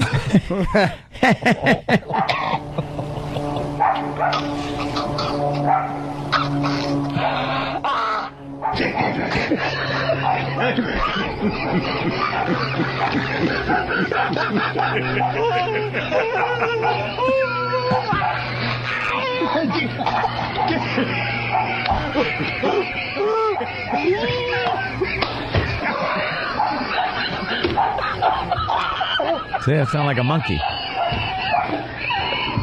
Oh, my God. Then it That's didn't. Not right. Look. Maybe we should file this for a little while. Jimmy, yes, the picture that... Who came up with this? E-Rock? Dandy Walker. James Dammit on Whackbag. And what are we looking at for the people that don't have, video? Computers in their car. Yeah, video attached to their radio. It's very funny. Their head. It's the Paul McCartney Starbucks card with Jimmy morphed into it. Jimmy's making the whole face, though. You must have taken a picture. Oh, yeah. Where you're making the stupid Paul McCartney from his latest album face, where he's pursing his lips and he's like peeking in. Yeah. Jimmy, he's peeking in from somewhere. It looks like he's leaning over, holding his lapels with his women's lips all pursed. And he's also on the same awful photo shoot, which no one could tell Sir Paul stunk. He's hiding behind a chair. This one, wild action shot with a chair that's on the cover of the awful trite drivel album he put out is tipped over, and he's, standing behind it like there's a conflict, and he's behind the chair. Wow. What happened? Did she throw the prosthetic at you, Sir Paul, when you didn't want to give her $60 million? What does the chair represent in that? I don't know. That he's hiding behind it. I don't know. And there's something frightening in front of it. Yoko coming for more royalty money and rights to songs. You guys shut up. I like this song. Yeah. Is it growing on you? Maybe it's George Harrison's wig someone threw at him behind the chair. Full of pudding. Old pudding head. Do you have that picture online anymore? Him hiding behind the chair? Let's find it. He doesn't even have to pucker his lips when he whistles like that. He just stands there and blows. He was breathing. By the way, someone else trying to guess the sound on Instant Feedback. Guy Compton writes. That's the sound. The sound is Tim Donaghy. Is that how you say his name? Yes. The NBA ref. The sound is Tim Donaghy covering the spread on When Tammy Faye Dies. Oh. That's not nice. All right. Should we take a break? Yeah. Dan is trying to find the... Yeah. I think we gave him some good radio in that 20 minutes. I feel good about just taking a break right now. And then we can continue with the Paul McCartney abuse next. Bill Burr's here as well. Bill. And Bret Michaels, Rock of Love is the new show on VH1. It's basically Flavor of Love for white people, I guess. Is that it? Pretty much, yeah. He's coming in, Bret Michaels, to talk about that. And other things. Oh, when we get back, remind me, how to dial a rotary phone. What? Some audio on how to dial a rotary phone. Where the hell is that from? It just shows you how far we've come from the early 50s. Wow. So I guess, Okay. You used to pick up your phone and then you would tell the operator what you wanted, right? Yeah. Back in the day? Back in the old days. And then they decided you could dial your own number. Hello, operator. Just connect me with a white person. Where's his music? He's going with 1940s voice guy. I like it. Yes, it's easy to dial the new rotary phone. That's right, as easy as using a whites-only water fountain in this lovely neighborhood. You know you won't get connected to a colored person with the new telephone. They can't afford it, and it's all their fault. That's right. I can't wait to hear it after the break. Yeah, they have to, tell you how to do it because it was a new technology. Amazing. So we'll do that next and some other things. It's Opie and Anthony. Rock. You're checking out the Opie and Anthony Show. It's Whip 'em Out Wednesday. Let's not forget about that. It's alive and well on Pal Talk. Here in New York City, we're getting brand new stickers made for everybody. In the other cities, they have their stickers for the most part. Get it on your car, your truck. There are women out there that will wow you. Show you a little something if they see the wow stickers, okay? Right. Our phone number, 877-212-O&A. And we got Bill Burr in studio. Hello. And he's very excited because Bret Michaels is coming in about 20, 25 minutes. And you're a big fan of Rock of Love? Oh, great show. Are you a fan because you think it's a great show or because it's kind of like I'm a train fan wreck? because of how they started off the show. Out of all the humiliating things I've seen on reality television, they basically get, it's basically Flavor of Love. So they get 25... Flavor of Love for white guys. Right. For the white audience. They get 25 white whores this time, right? They have them out in the driveway. And, Brett comes up in his yellow motorcycle. They're all going crazy. I got it, Brett, and all that Right stuff. there, I think the show is ridiculous that they're going crazy over Bret Michaels. Right. I mean, back in the day, I understand he was with Pam and everybody else, but come on. I mean, come on. If you saw these girls... That's not reality.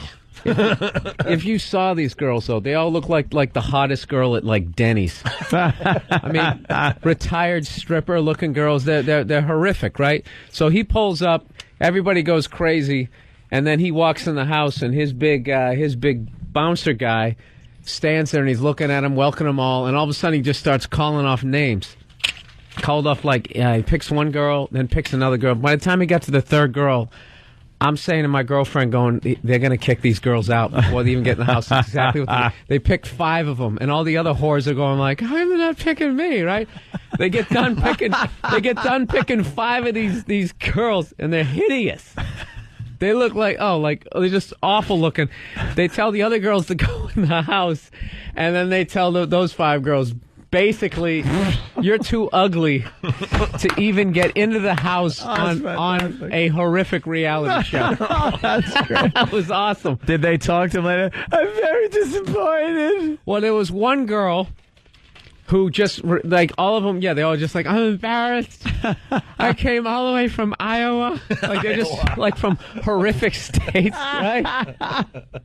The bus from Oklahoma City was 72 hours just to get to Utah. I deserved more, right? But one girl just refused to leave. Wow. She was just the whore that wouldn't quit, right? So she comes back, and just starts pounding on the door. And then they just had to let her in. And, she looked like she was every bit of 47. Oh, my God. Is that Tiffany? That was the girl who kept going, don't threaten me with a good time. Tiffany. We got that clip, Don't actually. threaten me with a good time. That was her catchphrase. They did a montage last night. I don't know if it was on last night. I have it on DVR or whatever. But the episode I saw, they did a montage of her saying that over and over again. And when she says it is basically when someone's telling her to get her life together. Someone's criticizing her. Someone's trying to give her some real good advice, and that's what she's. Yeah, if you don't shape up, we're kicking you out of the house. Don't threaten me with a good time. If you don't get off drugs, we're taking away your children. Yeah. Don't threaten me with a good time. Dude, she was a mess. It's the catchphrase of the summer, though. Oh, it's fantastic. We got the clip of Tiffany trying to get back in the house after she was deemed too ugly to be in the house, right? Basically. Big Johnny called out 5 names. He told us, you're out of here. By the way, Bill, thanks for the huge setup. Oh, no problem. Really? We just happen to have this clip. 5 names. He told us, you're out of here. I didn't come all the way from Chicago to be eliminated before I even walked in the door. My name is Tiffany. Hi, Tiffany. You cut me, and I was wondering why. Listen, it's nothing personal. It's a physical. If it was up to Brett, he wouldn't have dismissed me. No, Brett, if it was up to Brett, the entire city of LA would be here. But I'm a big fan of his. I had a hat made. I came here all the way from Chicago. There's literally nowhere for you to sleep. I'll sleep on the floor. Please.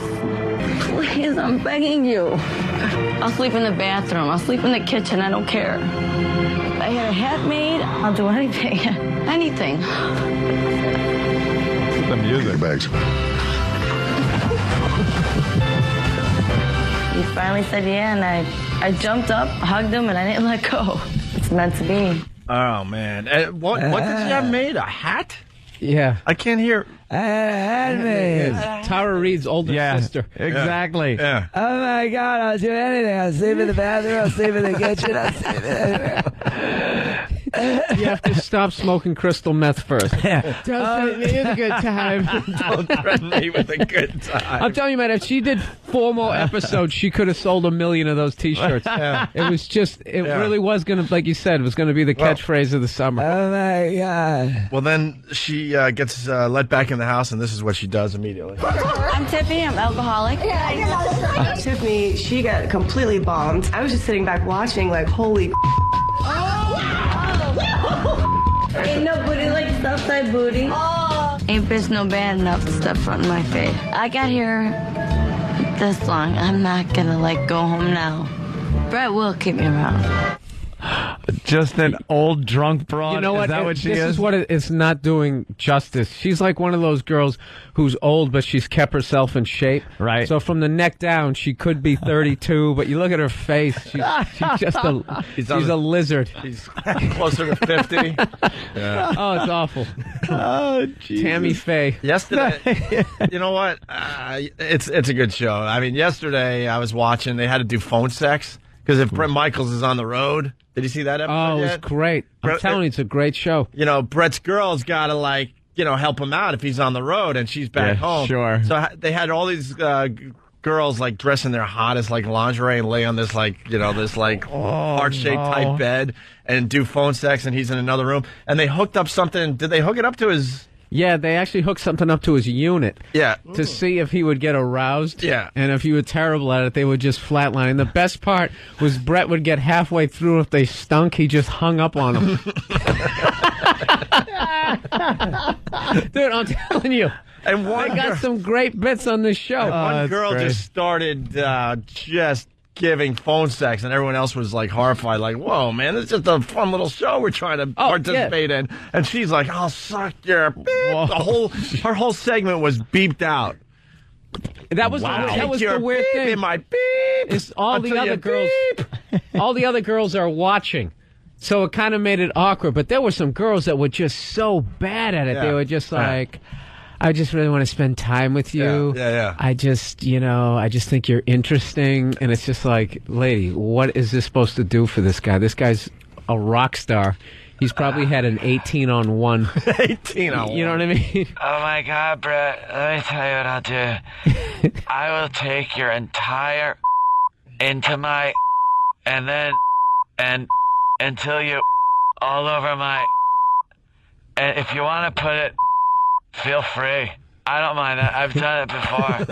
Brett, if me staying in the house takes you putting it, I will do that. I've never done that sober, but I'll probably do it for you. And I'll even wash because my is probably really filthy. But for you, I'll do anything. I'll let you go from to my, and that's really sick. That's disgusting. A lot of girls won't do that.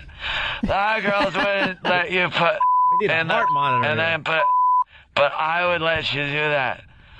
Right there, and I will until you, and then if you want to put it, I'll even do that. I don't care. Do you have a dog? If you have a dog and some peanut butter, I will the peanut butter on, and then I'll let the dog, and you can watch. I'll even let the dog me all over on my, and the dog could. I don't even care. Even the dog could my, because I don't care, and that's really dirty. But for you, I'll do it. We got one more Tiffany clip worth playing. You love me, love you. She's a sloppy mess, and it's pretty funny. Hey, that's not a nice word. Oh yeah, it is. It's not a nice word. You can't go throwing words like that around. Hey, now, simmer down now, simmer down. No, you simmer down. Simmer down. Faded. No. You totally we're just having a good time. Yeah, that needed a setup, obviously. Tiffany calls one of the two black girls in the house an effing C word. Yeah, she was dropping it. Dropping it like it was nothing. Why would they boot her?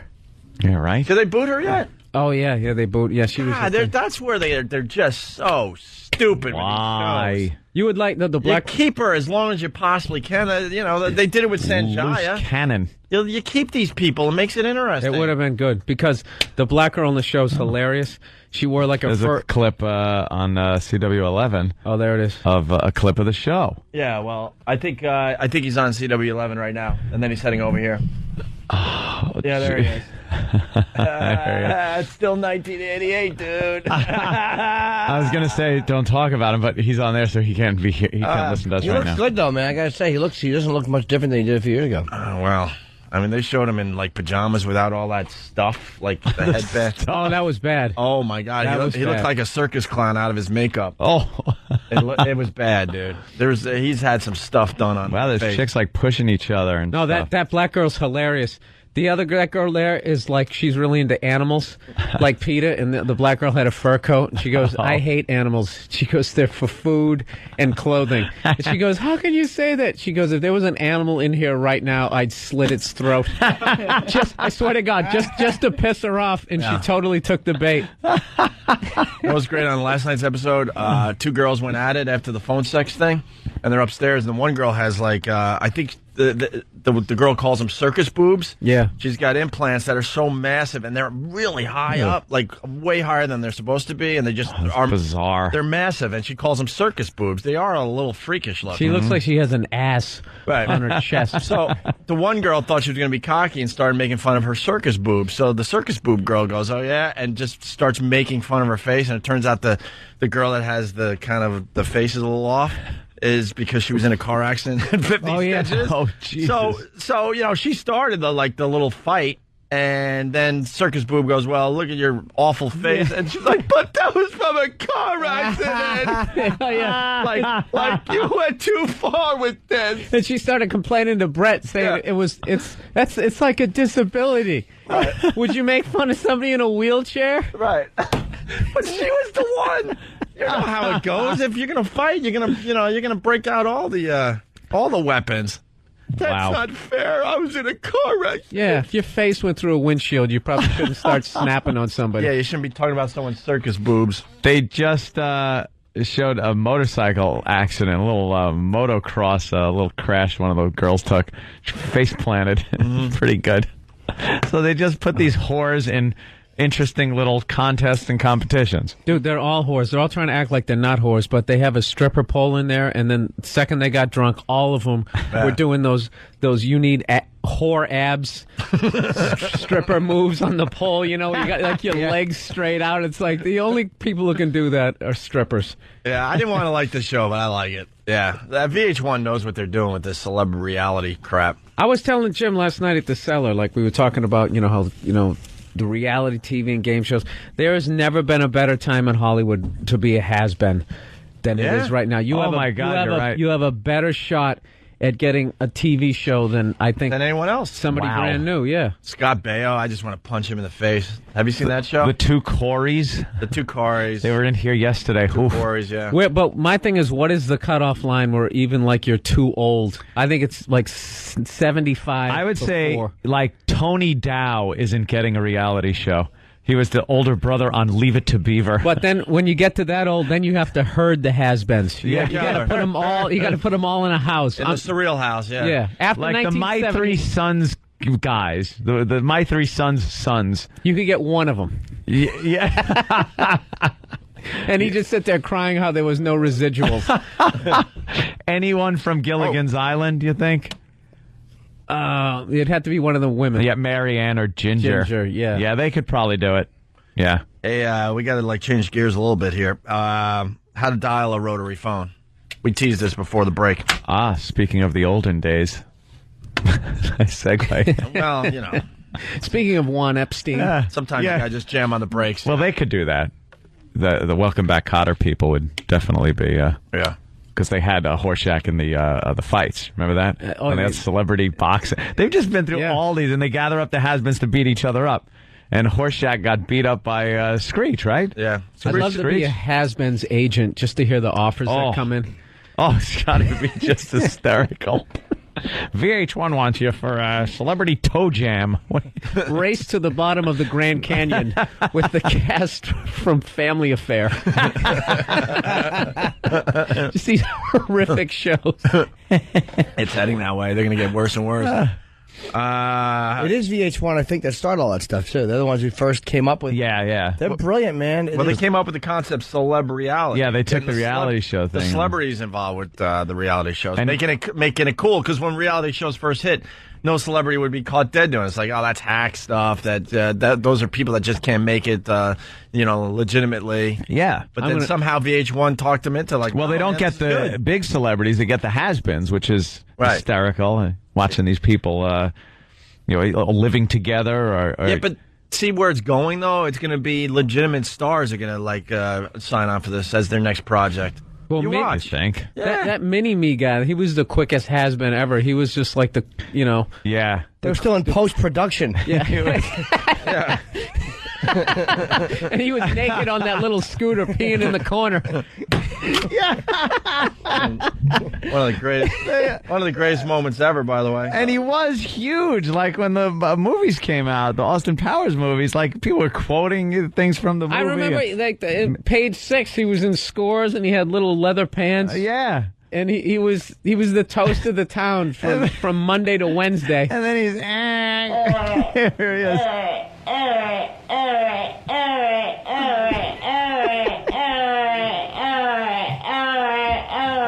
Oh my God! How do you make a comeback from that? How can you classify that as a person? What about when he started getting going? Yeah, do we have that clip? Do we have all the clips? Yeah, if you're laying there dreaming about a fire, there's a fire engine going by. What a mess! And he was, he is big star. Completely, even when he's sleeping, he doesn't even look peaceful. Completely naked on a scooter, gets off and just takes a leak in a closet. And then he was in all the Austin Powers movies. That's great. Hey, so how to dial a rotary phone? Right. Well, everyone around here has got their iPhones. Some people love them, some people hate them. I am a fan of the iPhone. The jury's still Jimmy, out. Not a fan. I don't hate it. What I hate is AT&T. I love the technology of the iPhone. I just don't like AT&T. American Telephone and Telegraph. Is that what it's called? Yeah. It's Ma Bell. Oh, cool. You don't like it? I haven't had any trouble. Thank goodness. iPhone sales were disappointing, by the way. Stock dropped, what, $8 yesterday? What it is, I'm it's so happy. It's alt AT&T. And I heard they almost had a deal with Verizon. And because Apple is notoriously, I mean, they put out great stuff, but they're hard to deal with. I mean, and they wanted a piece of every phone call made. At first, they only wanted stuff sold in Apple. And AT&T's like, well, you got to give it. We have to all sell the phones in our stores. And then they want like 50 cents or whatever for the first minute for every phone call made on the iPhone. There's some kind of a weird concession they want. Phone companies never give up.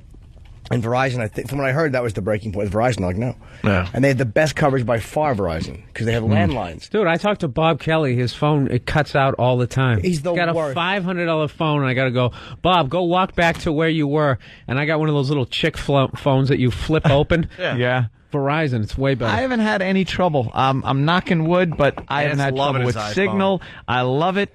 I love the look how futuristic. I had 9 or 10 texts in a row. No, you'll throw it. I know you comedians. Dude, I had 9 or 10 texts in a row yesterday that said error, sending message, errors, cannot send, it would not send the text. I had to move around the house and hold my phone towards the window. Did you sit out all night with like a tent to get it? Dude, it's like holding a ray gun. I got to point it a certain way. See, that's cool. It's futuristic. This is a $600 phone, which I do like. The technology about you scroll your fingers, you open it up. It's brilliant. Yeah. But the fact that Steve Jobs makes things so difficult, and they had to go with AT&T, it's like, come on, guys, what are you doing? Yeah. I don't like that exclusive phone company crap with telephones. Yes. You know, they make these deals. You should be able to pick whatever service you want with whatever phone you want. Or whatever yeah, because sometimes there's a really good phone and lousy service. Right. Bastards. Well, we've come a long way, though. We certainly have. Here's the seg. So you got the iPhone. Mm-hmm.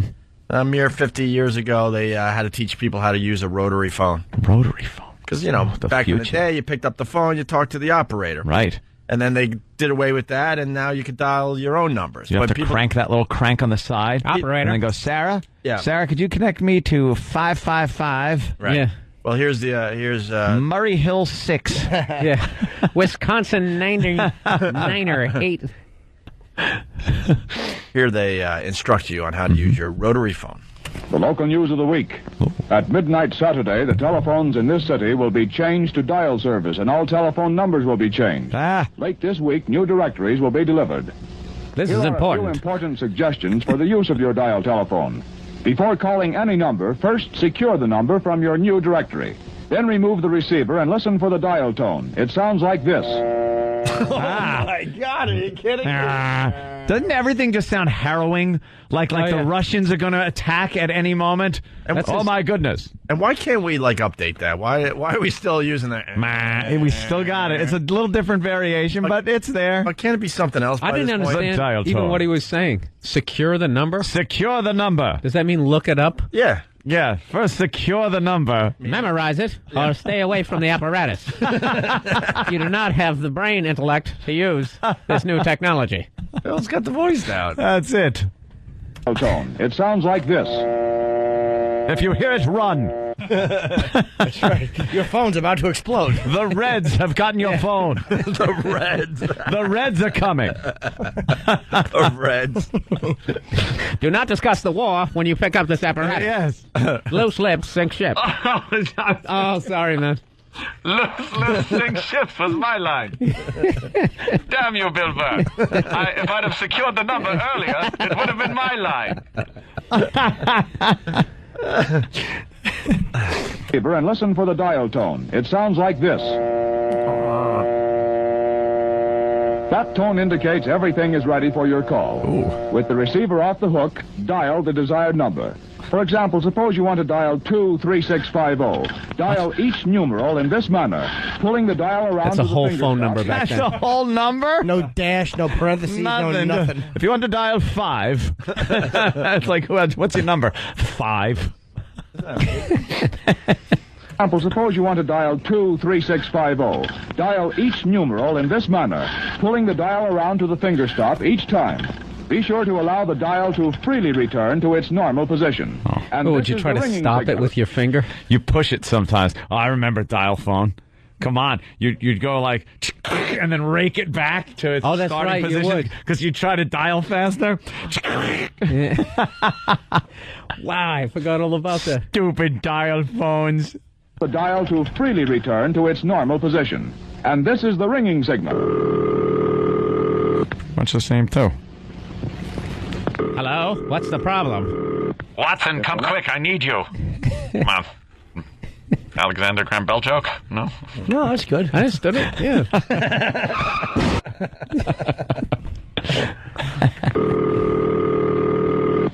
If the line is Hello? busy, you'll hear... Do you have 10-pound balls? Well, how do you walk? You could call your local bowling alley. Call a tobacco shop. Do you have Prince Albert in a can? Well, you best let him out. He may suffocate. There can't be much air in there. In there? Hello? Is your refrigerator running? Well, you better catch it. Your food will go bad. Listen to me. You gotta go turkey boy. Yeah. Wait. Get Brett Weir, I said. It's the super across the way. Hold on. Butt plug? Hello? Are we still allowed to... Probably not. We're not allowed to play butt plug anymore? Of course not. No? That can't be. You can't even say wow. it. We've probably been dumped out of twice. Oh, really? Yes. Oh, boy. Well, you can't say that. No. It is, you can't say that Wednesday. Oh, true. Who's going to pick up? If the line is busy, you'll hear this busy signal. It's just, everything is so terminal back then. Yeah. Huh? Yeah, it really is like, Yeah, but we haven't really updated that crap. The busy signal. If you hear this busy signal, go to your local shelter. Where there will be food and supplies. You may have to stay there for weeks as the radiation settles down. Oh, wait, it's just a busy signal. Sorry, I thought the commies were coming. The Reds. The Reds. Just when we got done with the Nazi menace, the Reds come. And remember, if you see black people in your neighborhood, dial 911. No, it's back in the day. Dial If you see a 9-1. Negro, no? Dial 9-1. 9-1, just 9. Yeah. That's reserved for the police. They'll be sure to be there with fire hoses and German shepherds. It's the 50s, get it? If you get a busy signal, try writing a letter. Thought it was funny, Than. Good time to credit Than. Yeah, right? It was funny. Until Saturday midnight, please use your present directory and make your calls in the usual manner. How was that? Yelling out the window? We just pick up and the operator did it all. Operator. Hey, number, please. Someone has called me out of my stock info. Didn't we read Apple dropped $8 yesterday? $7. They lost $7 billion in the market. It was 6%. It dropped, but they're still up to like 100 and... Alex is saying it's been steady at 135 for about 2 weeks already. Tell Alex to shut his face. Dude, they dropped 6% yesterday. Right? The market dumped like a couple hundred points yesterday. Yes, he probably just didn't get the information on his phone. What do you... AT&T. Well, this is going to be boring for most people, but let's find out now. Let's see what... Hold on a minute. Hold on a second here. He's a douche. This is how you turn it on. The Apple iPhone is giving investors something to talk about, and it's not all good. This is how you turn it on. AT&T Wireless, the exclusive wireless service provider in the U.S., the initial debut of the device was nowhere as strong as analysts first predicted.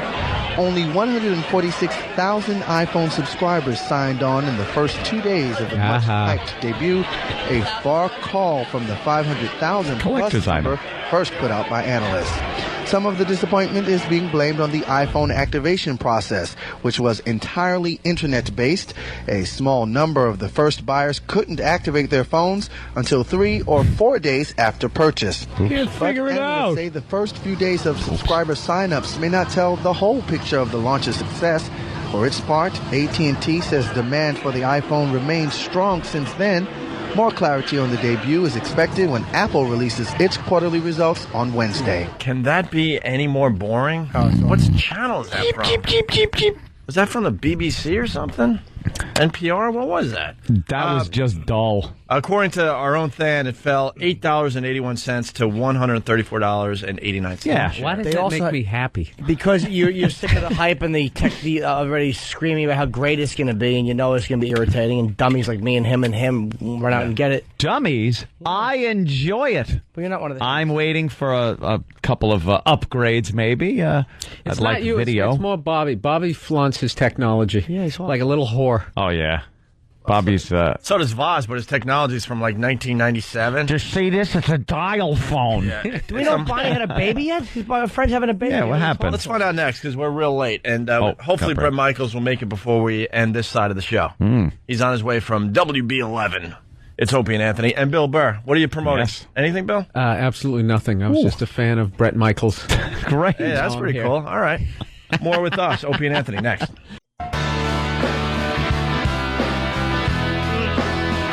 Opie and Anthony with you. Boy. Big thank you to all the women on Pal Talk wowing today. Yeah. Helps us through the show. Growl. We're having fun today. Bill Burr in studio. Still Brett chewing an egg Michaels? white omelet here. Yeah, he's running late because he just got off TV. Yeah, there's probably He traffic. should be here any minute. What the hell is that coming to the Opie and Anthony show? Travis was showing us some of the potential people that are coming in with their oddities. I saw one, and wow. Where's Travis? We got an Pretty update on good. this? The grand prize, by the way, is an iPhone, man. How An cool Apple is that? iPhone. How cool is that? huh? Everyone's loving them. Nice. Yeah. Yeah. Oh, that's awesome. Everyone's digging them, man. My cousin's still standing in line for one, man. Is he still they're online? unbelievable. Yeah, grand prize an iPhone. Second prize $250. Third prize $100. And you also get diagnosed by some professionals. But our professionals are also going to tell you to go see your regular doctor. We're just trying to do this to kind of Diagnosed for what? Brain cancer from using the new... Dude. Using cell phones. What the hell is that? Basically, if there's something on your body and you're pretty sure it's not supposed to be there, we want to see it. Oh, Christ. We got medical professionals that'll examine your oddity and then point and laugh at you. Yes. First of all, you didn't have to circle. Oh, my God. You Is didn't this have to guy coming circle in? the oddity on this guy. Is this Look guy at- coming in? Would you look at that picture and go, what's wrong with this dude? Unless you circle it. Oh, wow. All right, listen. Wow. If you got an oddity, we want you to email Travis. And obviously, people are emailing Travis and sending the pictures of the oddity in. It's Travis at FoundryMusic.com. That's FoundryMusic.com. FoundryMusic.com. Travis at FoundryMusic.com. And we're doing it a week from tomorrow, I do believe. What are we looking at? We're looking at somebody with a nose that's made out of Play-Doh. and somebody happened. pinched one of his nostrils. Wow, that's How do you something. describe that, Andy? He has a pinky sticking out of the left side of his nose. Pinky toe. Yeah, it just itches his face constantly. It basically looks like, I'm onto it. Okay, you take your pinky and you go to pick your nose, and then someone chops off the pinky right at the second knuckle down, and just leaves the pinky there. And rips out the And then the other pinky part nail. of the pinky decides to start growing back into your face. It made it sound like something's wrong with his hands. Huh? You made it sound like something's wrong with his hands. No, I know. this is the pinky picking the nose, and then the pinky stays there for the most part. His hey, can we put these nostril. pictures up on the website for the? All right. His nose is kind of smeared across his cheek. And this guy doesn't know what this is? What? This little piggy. Yeah, this little pig. He's got an extra piggy on his nostril. It looks like a little toe. It's definitely a little toe growing out of the side of his nose by his nostril. Okay. Well, he's in. Acid trip face. Yeah. And then we have... Funhouse mirror face. Then we have this guy. Where Travis had to circle the oddity here. It's Jason. Yeah, what'd you think we were going to think it was, Travis? The shirt? Yeah. Well, the shirt's an oddity, yes. The guy, first of all... Unless you live in Seattle in the year 1991. He's got a shaved head, which is probably very difficult to do when you have what looks to be, I don't even know what that is, some type of bump growing out of the top of your head. What was that Star Trek movie where they put those worms in the helmets and it crawled in the person's ear? Oh, Captain, They put creatures in our bodies. Yeah. Oh, well, I can't help you there. That's what's on top of his where head. they put him? He never says in his ear. In our ears. In your ears? In our ears. I saw him bomb up in Montreal this weekend. Who, Shatner? Yeah. Really? Yeah, he was hosting the gala, and it wasn't his fault. They gave him like this sketch to do about Harry Potter, and he was mocking how big the book was, and he was supposed to open up this thing that the book was in. There was supposed to be an explosion with smoke, and nothing was happening. Oh, that was great. Oh, that's good. Yeah. Did he address it? Yeah, he covered it the best he could. And I was standing. It was one of those stupid. Like you had to walk down 58 stairs to walk up to the microphone because it's television. rather than just having you step out behind a curtain, they had you walk down these Miss America like you just won the crown. Oh, because it's television. Yeah. Why is that? You gotta walk down 800 steps, dude. It was one of those moments. I was sitting there backstage. First of all, I'm trying to figure out what I'm gonna do that just doesn't just have the F word 58 times in the joke, and I'm listening to Shatner bombing, and then I have to walk down 58 stairs. Oh yeah. Hey, you got some life going on there, Mr. Byrne. No kidding. Getting back to what the hell is Adventures. that? We got a webpage to give out. If you want to see this nose oddity where it looks like the pinky's still attached to the nostril and part of its kind of cheek, the page is thebestpageintheuniverse.net. The best page in the universe.net to see this oddity. And this guy's definitely coming in. Where's he from? Is that him? It's his page? Or is it just... I don't know. Because it could be just people sending in pictures. You mean this might not be a contestant? Oh. Have you talked to him, Travis? No, I have not. Oh, then it's not him. boy. What Big about disappointment for the guy with the bump on his head? Yeah, I've got his phone number. Oh, you're talking. All right, so he's coming in. What about Bunyan nose? No, we don't. No bunion nose. It's just somebody sent one in. Those are the only ones. No firecracker face. You know. Shoved a cherry bomb up his nose and lit it. All right. Well, we're hoping this contest is going to be the urban myth guy. I'm hoping this contest is going to be something, but I'm thinking it's going to be a bust. Look, if you got an oddity, you got to email Travis immediately. It's simple. Last time we did this, we had all sorts of crazy stuff. You got anything? Something growing on you? You don't know what it is. Something you want a doctor to maybe look at, but you don't want to go to the doctor, or just some odd thing that you've had your whole life. Come on in. You have the chance to win the iPhone. And don't we have cash prizes? Oh, yeah, we do. Yes. Yeah. You know what you should do? You should direct the signal at the growth from the cell phone. See if it's some sort of poor man's chemo. Give it a try. Could you see that if the iPhone cures cancer? And then he'd be going, ha-ha, see? Well, and the stock still goes down. What do we got to do? Jesus Christ. Well, now that page... elitist disease-curing jerk. Now the page I just gave out, yeah, that page is for the iPhone. So we've, Oh. I don't know what the hell's going on. I don't either. All right, so the nose guy's not coming in, obviously. All right, listen, let's move on. Screw this. Travis at FoundryMusic.com if you want in on the What the Hell Is That contest. Okay? Yes. Have any nutty pictures you want to send in? Yeah, don't send the pictures in. We really want legitimate contestants for this. All right? Yeah, we need people. I really thought... Calm down. I'm so disappointed. I thought nose guy was, definitely happening. I wanted to bite it. I wanted to bite that thing off his face. His nibble. I would have sunk my teeth into it. I would have pushed his nose and sunk my molars into it and ripped it off his face. We're going to have a problem with sales after the radio show today. Ooh. Why? Fezzy, we love you. Hello, boys. Hi, Fez. Fez was told to call to promote an appearance he's doing with our own E-Rock. Yes. But sales never told us about this. That's wonderful. First of all, I want to see Nose Guy really bad, but how will we recognize him when he gets there?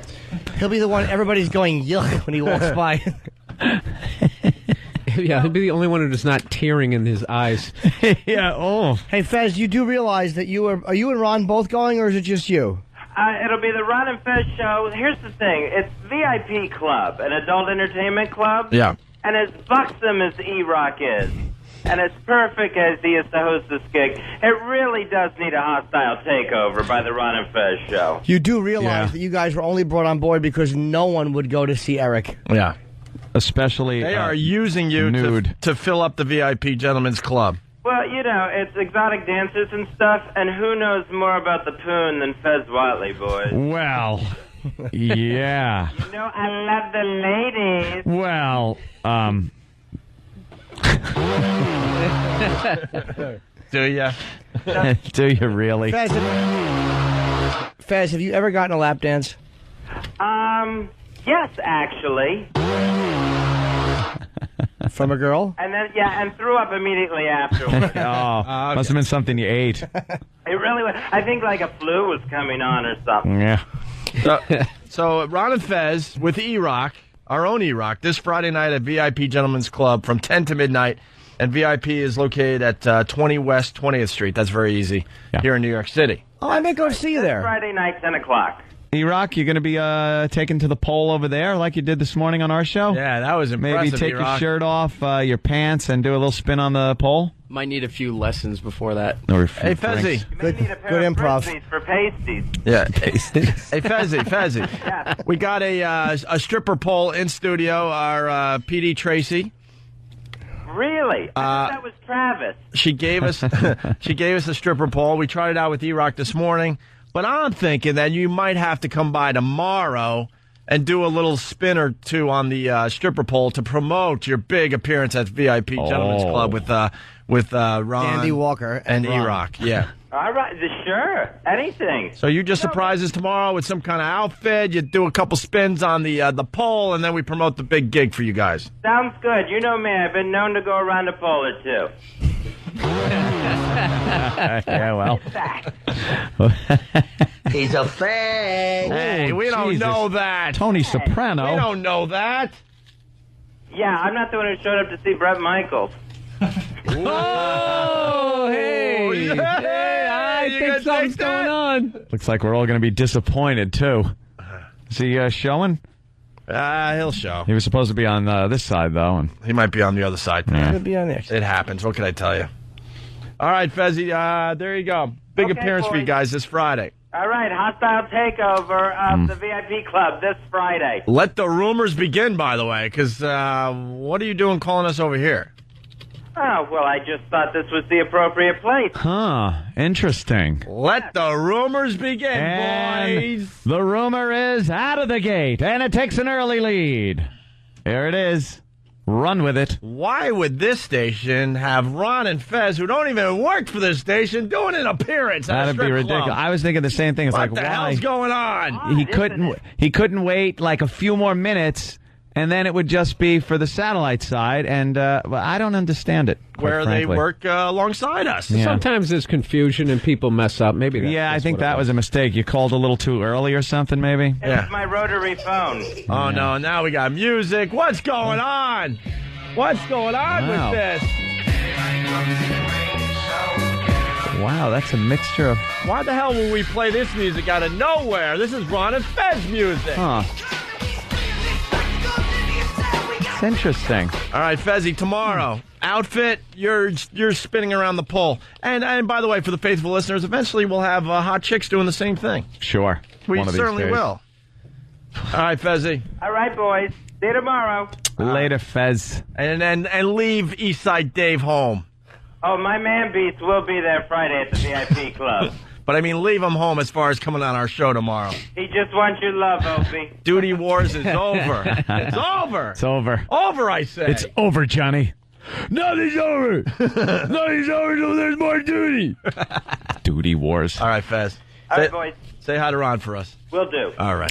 And can I say tomorrow night? I don't have the info in front of me, of course, but I'll be doing a signing at the Barnes & Noble in Long Island. You are Barnes & Noble, Old Country Road in Carl Place. Jimmy.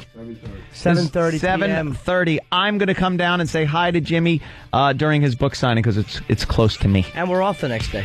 Yes, you could come over my house. I will. We could play. Watch me never leave. I'll be like the guy who just doesn't get the hint.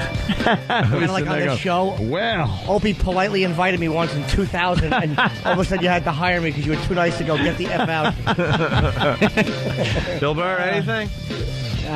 Pittsburgh Improv, August 12th. Oh, there you go. Yeah, you should promote that. We're on in Pittsburgh. Oh, all right, yeah, I'll be out there. I don't know if they're listening, but we're on it. Okay. We're on a station down there. Or over there? Wait. Rumor has it. Kind of over west, sort of Over. like southwest. I'd say over there. Over there. Let's just say over there. Yeah. Bill Burr is coming to Pittsburgh, ladies and gentlemen. All right, we're out of here. Goodbye, gang. We'll see you tomorrow. No Brett Michaels. I don't know. Well, why wouldn't he show up? What happened? I don't know. Have a good day. Where is he? I don't know. Sounds like me. The guy's high. I'm scared. We'll see you tomorrow.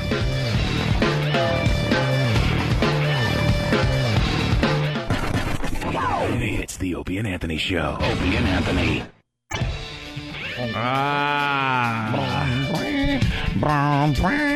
All right, we're back with the Opie and Anthony Show on XM Satellite Radio. Yeah, we're on the XM. We got Bill Burr in studio. He came in because he's a big fan of Rock of Love, right? With Bret Michaels. I was actually, I was talking to Danny on the internet, emailing him. Like a future guy. Oh, yeah, no, we had little video cameras. He was taking his hat off. What year is this? The year 3000? Wow. You guys are amazing. There he is. Yeah, I was just saying I was watching the show, man. What's up, man? Hey, Bret Michaels. Yes, Brett. How you doing, man? Good. What's up, Brett? How are you, man? All right. Let me get over here and just say hello. What's up, man? How are you, man? Bill Burr. Hey, Brett, I got to tell you, when I saw like the promos for Rock of Love, I'm like, I don't know. And then I saw it, I'm completely hooked. Are you hooked? Yeah. When I saw the promo, I was like, I don't know. Right. I was thinking the same thing. Because, DVDs or no, does it matter? You guys don't care. No, you don't need to have. No, don't worry about it. No, because I was thinking Flavor of Love, and I'm like, how do you do the Flavor of Love show again? Because that was huge for everybody, and it's kind of sort of like a white version of that, but you're doing your own thing with this show. Yeah, I think the show, it's a weird thing because I've never, in all my years of partying and bizarre things and being on the road, I've never done anything this weird. Because when they say they're filming you 24/7, you're thinking, well, I get up in the morning, I'm diabetic, right? I just had a moment coming over here. I'm having a low blood sugar. I'm like, I need to fix this in the traffic because of the big burst. The crater in the street. Yeah, asbestos is fine. And I'm going. Gotta love New York, right? Yeah, my dad is. It wouldn't be New York if we didn't have this stuff going on. But when I went in to do this, I got to be honest, I thought, man, 24/7, I'm pretty sure it's not going to be like that. But they literally, besides going to the bathroom, film everything you do. And I'm a pretty independent guy. I'm not a big posse guy. There's not like 80 agents don't tell me where to go, and I just do my thing. Right. And I got to be honest with you, it was the first day I pulled in there, they picked me up. VH1's pretty open about shooting stuff. It's not. I know you guys were having a debate the other day with the, I want to say the Coreys about whether it's scripted or not. Yeah. Well, no. Let me. This is what's screwing up reality TV. We'll say it again, and I don't think it's really going on with your show. They've decided that they need to script reality shows. Right. And they did it with the Hogan family, and that's why I don't watch the Hogan family. Scott Baio That's why show, I stopped watching it. Because you could tell. And then the two Coreys, I wanted to like the show, and I told them, and we said it on the air, and they're scripting actual shows instead of, because they don't want to invest the time of having the cameras, like you just said, 24 hours a day for a long period of time so you can finally capture the good stuff. So they're trying to get the good stuff by writing material for these guys. It's wrecking reality shows. And here's what, and let me go into this completely. When they first asked me to do this, I said to them, guys, first of all, I was being funny. I go, my acting skills are limited. So scripting me to be like, you are beautiful. Now let's argue at the jacuzzi. Yeah. The jacuzzi argument's so phony because you're watching, let's call it straight. You're watching The Bachelor.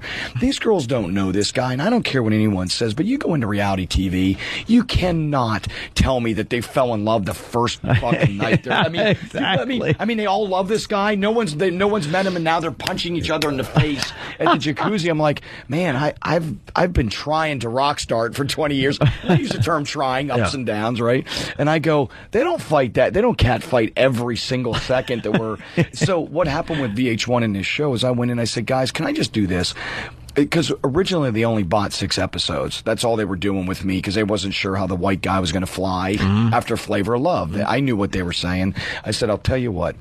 As long as you don't script it and you let me come in, let me ride my Harley in. I don't want to shoot this at my ranch. Let's tell them this isn't my house. It's not my house. Anyone that saw Cribs knows I don't live in this house. Right. You know what I mean? And that wasn't... Is that an actual house? Is it a set? Here's what it is. It's a guy. It was a porn director not a porn star, but a porn director from the 60s. It's the most god-awful, ugly house I've ever been in. We walked in, it stinks of pool, like bad chlorine. In the jacuzzi, I went to step in the jacuzzi. I'm like, uh-oh, we're going to have a bad argument. This jacuzzi, it's going to be fake. Everyone's going to hate it. We never got to the jacuzzi except to fall in it. Yeah. I walked in, the jacuzzi's about 11 feet deep. Like, if you go to go under, you're like, and you're under, you're like down at the bottom swimming. You know, it's like a bad movie. And it's horribly designed, that house, but great house to party in and do reality. Anyway, going back to your, talking about reality, I watch all these shows and they're so scripted, and I know the world knows it. With this, they just busted loose. I mean, how many girls go out, ride dirt bikes, get hurt, play lingerie mud football, which never ended up in lingerie. They just had shorts and full contact. The girl breaks her ankle. I mean, they get tattoos. Her first tattoo ever is my name on her neck. I said, you could get booted off, and may have, but the face plant I saw. You were just over on Channel 11 over here in New York. Yes, yeah. And we were watching some of the clips, and that face plant that chick takes off of that dirt bike is hysterical. And she endos. There's more that they God. There's one that goes up in the air, and I said, I've been riding a long time, and I'm still don't got it down. And the girl's like, don't tell me how to ride. I can go fast. She took off, hit the thing, endoed, flipped. It was... Yeah, she hit it like a whoop-de-doo. If you're going straight, that's fine. She might be able to go from point A to point B. But I could see before she even hit that thing, it was over, man. You knew it was she a starts, disaster. she can't, the handlebars are going, and she face plants. It's stunning. Yes, it is. Put it this way, the cracked tailbone doesn't make for good sex later on. There's just no... And here was my worst disaster that happened. One of the prettiest girls on the show, we play football, right? We go out, and they wet the field in the mud. Now, mud looks cool when you're doing those dives in slow-mo. Yeah. But when you're running in the mud, it sucks because you can't get going. You can't. Right? You get stuck. We fell about 60 times. When we were done, we had pulled every muscle. So the girl that wins the date can't move her legs. She's like this. Hold on a minute. She's like, I'm like, that's not going to really pan out for me later on too well. It was fun to do during the time we were shooting. That'd be great for you. She can't close them. You're trying to fuck her. She just got to keep her legs open. I love that part. I love. But she didn't go that way. She went this way. Now it was really fun. Oh, you couldn't open them. It was like a chicken wing. I got chicken winged and mermaid. When a girl when they mermaid you on the date, you're screwed. When it goes tight. Oh, that's beautiful. She mermaided me, dude. She mermaided me. I got screwed, and not literally. Hey, who came up with the concept? Like, I thought that was the greatest beginning, as far as how you had all the girls out in the driveway, and then you had your security person weed out the horrific ones that they could not even go into the house. They didn't tell me they did that, because I don't know if they showed this on the first episode, but because I'm seeing bits and pieces of the first episode because we're on the road, right? And here's what kind of pissed me off with John, and I was being funny when I said it. I didn't get to meet all 25. And like when I pulled in, I know I may not be the fastest, but I'm pretty sure there's 25 girls. I pulled in, I'm like, okay, they all look decent to me. They all look like we're gonna have a good time.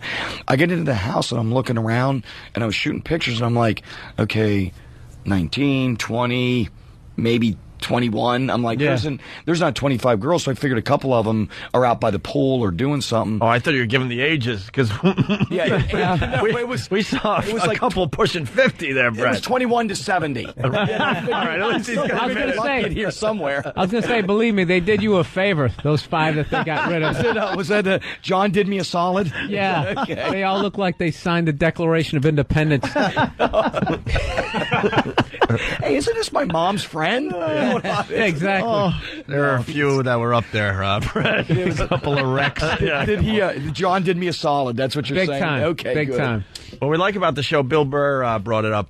You guys got great bits. Thank you. Now, was that when they were phone sexting? That was on this week sometime. I saw it on DVR.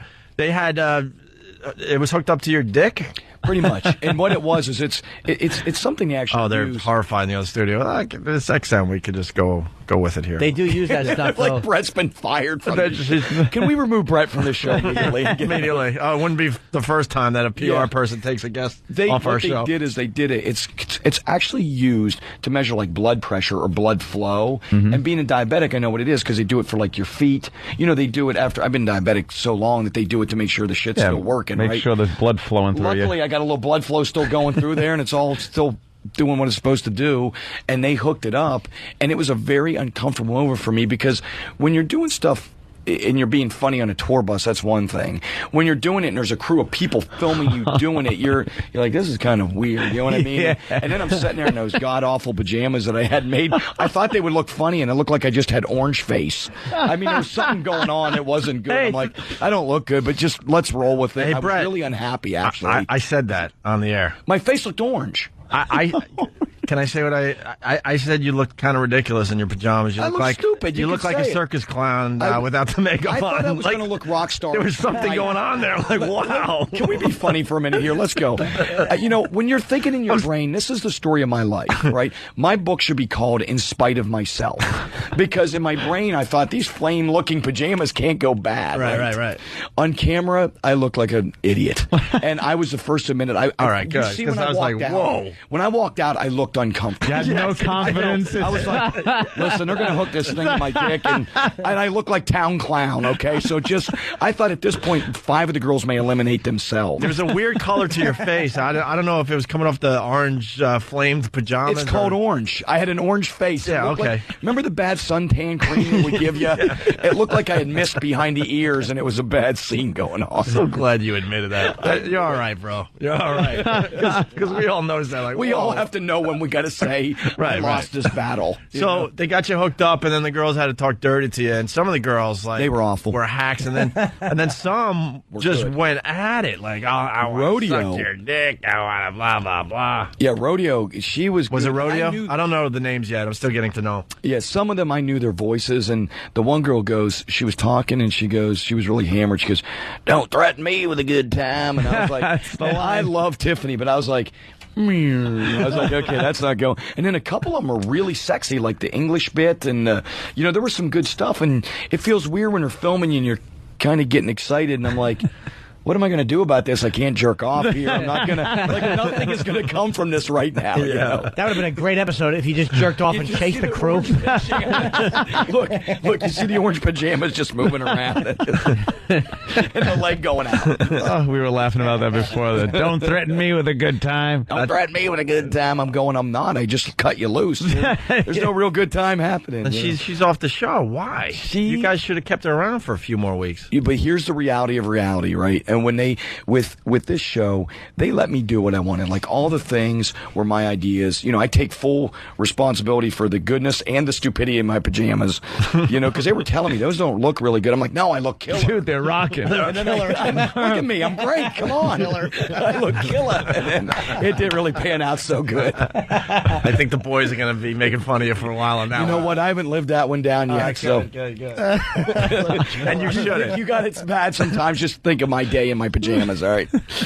Oh, we do just the dumbest thing around here. Forget it. It lasts like weeks. You're never going to live it We'll down. just make That's fun the of whole the person. point of having friends, right? Yeah. All right, good. And it's funny. My friend I just saw last night met you casually. He's a comedian. He did a big festival you guys did in Oklahoma. Yeah, Jim, and he said he was on the bus with Brett, and he said he really does work 12 chicks at a time. It's a fucking miracle. He's like, he keeps everybody happy, makes sure everybody's drinks are full. He's a great guy. Then all of a sudden he disappears into the back, and there's a Star Trek door that opens on the tour bus, and one of the girls is gone. And you're like, oh, okay. Star Trek We were playing door. cards back there, but for everyone else, Yeah. it looks sexy as hell when you shut the Star Trek door. They're going to think we're screwing. You want to finish this game of Parcheesi before? Yeah, they think you're fucking. They hear Yahtzee. They're like, what is he doing? Remember, what was that game where you punked the- Boggle. No, Boggle? Was it Boggle? There were a few Trouble was one. Oh, Trouble. Where you Trouble, pop a thank you. 6 and you move twice, race your men around the track and try to send the others back. But yeah, Rocklahoma, not only was it a great show for rock fans, but Poison, it was funny because a lot of the bands were down there, they sounded great. We just brought, because Round in a Row, we brought the full show. I mean, we went big rock and had a great time, but the after party on my bus was out of control. It was one of those ones, we had a bunch of guys, I'm a big supporter of our troops, so I had a bunch of the Marines up there, and a bunch of my buddies were going off to Iraq the next day.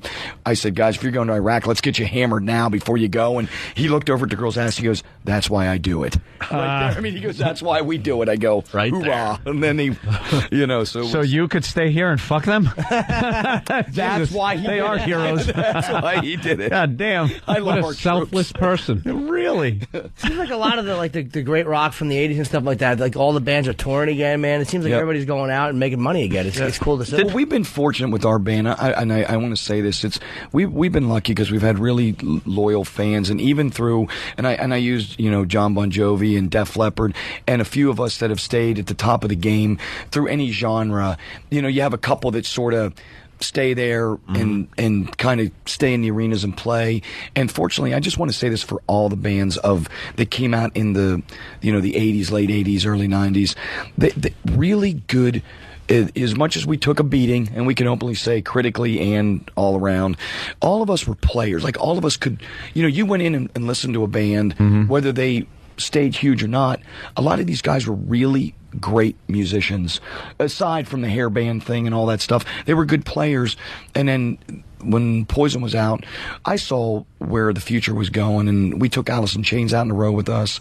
Their first arena shows were with Poison, and Jerry's still a buddy of mine. But music's always evolving, and I don't think it was ever meant to stop in 1988. Like I never said, this is where music's going to stop. It's the greatest era ever.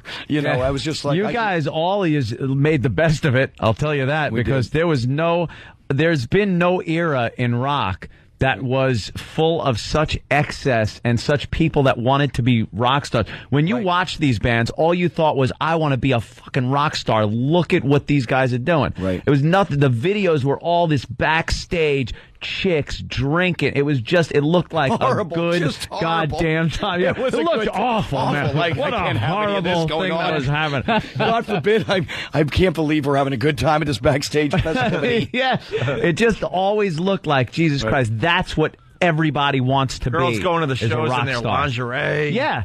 And then as time goes by, time went by, you hit the 90s, a lot of the grunge stuff, and some of the bands still tried to tour in these places, and it just didn't work. I remember once, and I'll never forget it, seeing, I think it was Warrant in the 90s, and at one point the drummer threw his sticks out, and I heard him go, clink, clink, clink, clink, clink on the floor, and it was like, wow, that's gotta hurt, man. Well, you know what it is too.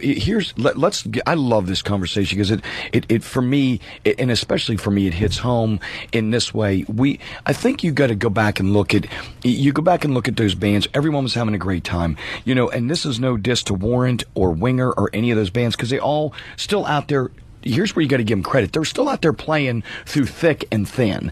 A lot of bands that happened in the 90s, the minute there wasn't success, they're like, fuck this, I don't want to play no more.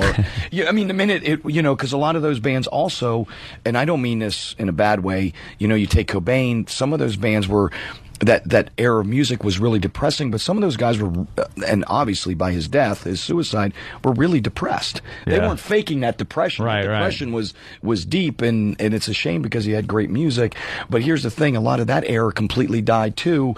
It just didn't get as beat up as our era. If you're going to live big, meaning if you're going to live excessive, you also got to remember you're going to take that beating when it comes down. I think it has to do with what the next transition is. It transitioned into this, let's strip it down, like how we really feel. So a lot of the hair bands became like, what the fuck are these guys doing with the makeup and the the big hair and everything? It's like, it became like a joke. And it was a rebuttal kind of to what, it was a backlash. But here's what the thing was funny with Poison. We always have been kind of that island unto ourselves, because no matter what, and again, in spite of ourselves, we were one of these bands who grew up, small garage band, Mechanicsburg, Pennsylvania.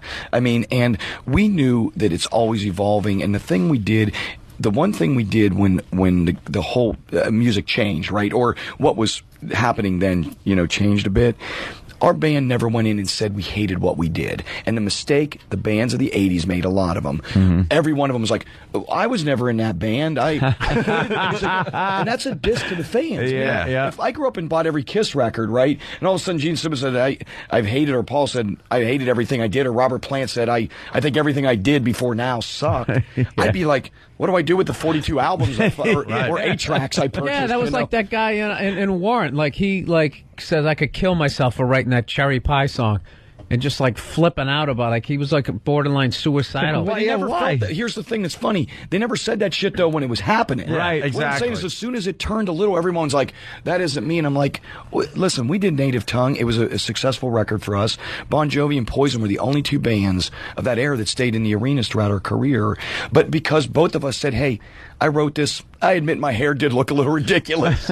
But at the same time, I lived and loved what I was doing. No, Brett, know what happened? You guys had more going on as a band, though, because I was a DJ, in the 80s, and what happened was these hair bands, like the first group had major talent, and then everyone else said, wow, this is my in the music business, so everyone did the hair band sound, and then everyone had to have a power ballad, and then what happens, it gets watered down. Absolutely. And then, like, they forget that Poison is bigger than this genre, and you get kind of thrown away with everybody. Absolutely. And that's exactly what happened with the hair bands, because I saw it coming. I'm like, when the power ballad first hit, it was like, wow, this is a cool concept. A rock band actually really slowing it down and everyone getting their lighters out and stuff. Right. But then every band that came out in that 5-year period had to have the power ballad. They made a formula. Right, it was a formula. There you go. Talking about like Rock of Love, and what happened with Every Rose for us, like we took and we mix it up a little bit because Poison. It's funny. Each member, like CeCe's from Brooklyn, New York.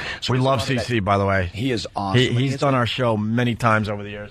Yeah, and he does that CBGB. He's very the Ramones-y kind of. Yeah. And then I come in and I sort of bring a little bit of, I want to say, the Skinner, Zeppelin. I'm a classic rock, you know what I mean, mixed with some, my dad was a big country fan, so I grew up with a lot of that Americana feel. And then the other guys bring in, Ricky likes that Bowie kind of feel, and each of us adds an element. But when Every Rose hit, you nailed it. When Every Rose hit, including Capitol Records, nobody thought that song would be a success.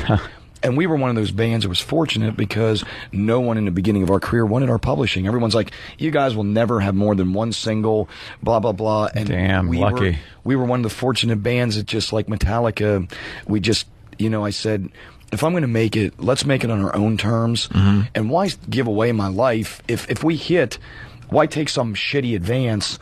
Meaning business-wise, I'm saying, why take some bad advance they're going to come chasing me for if I don't have another hit? Let's just take it if it writes and it's a hit. So many bands considered that making it. Hey, great, we're in huge debt. We made it. Hey, yeah, this is great. This is the best.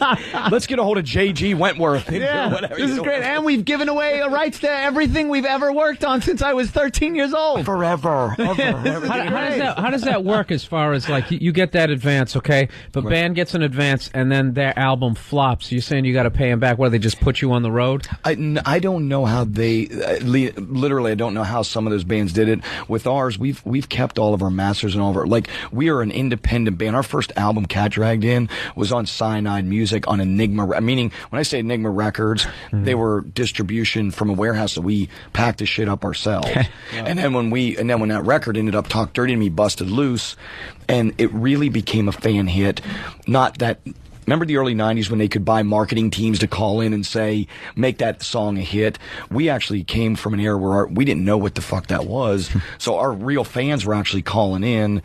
And then. Just to explain, the radio stations or record companies would like hire marketing companies, and their whole job is to get young, guys, girls, what have you, flooding radio stations, requesting, let's say, a Poison requesting song. the songs to make. Oh yeah. Oh, Jesus. And then the station's like, wow, this must be a hit. What is it? What's good? And then no one knew for the first few years. Right. And then that band would come to town, and how you would know, they go to sell an arena and there'd be like 4 people there. Yeah. Yeah. What happened? Hey, where are all the phone callers? What happened? All from the same marketing firm. Hey, Jesus Christ, we got our signage up and everything, and now it was huge in the late 80s. Yeah, they would hire these marketing firms to pump up these records for these guys.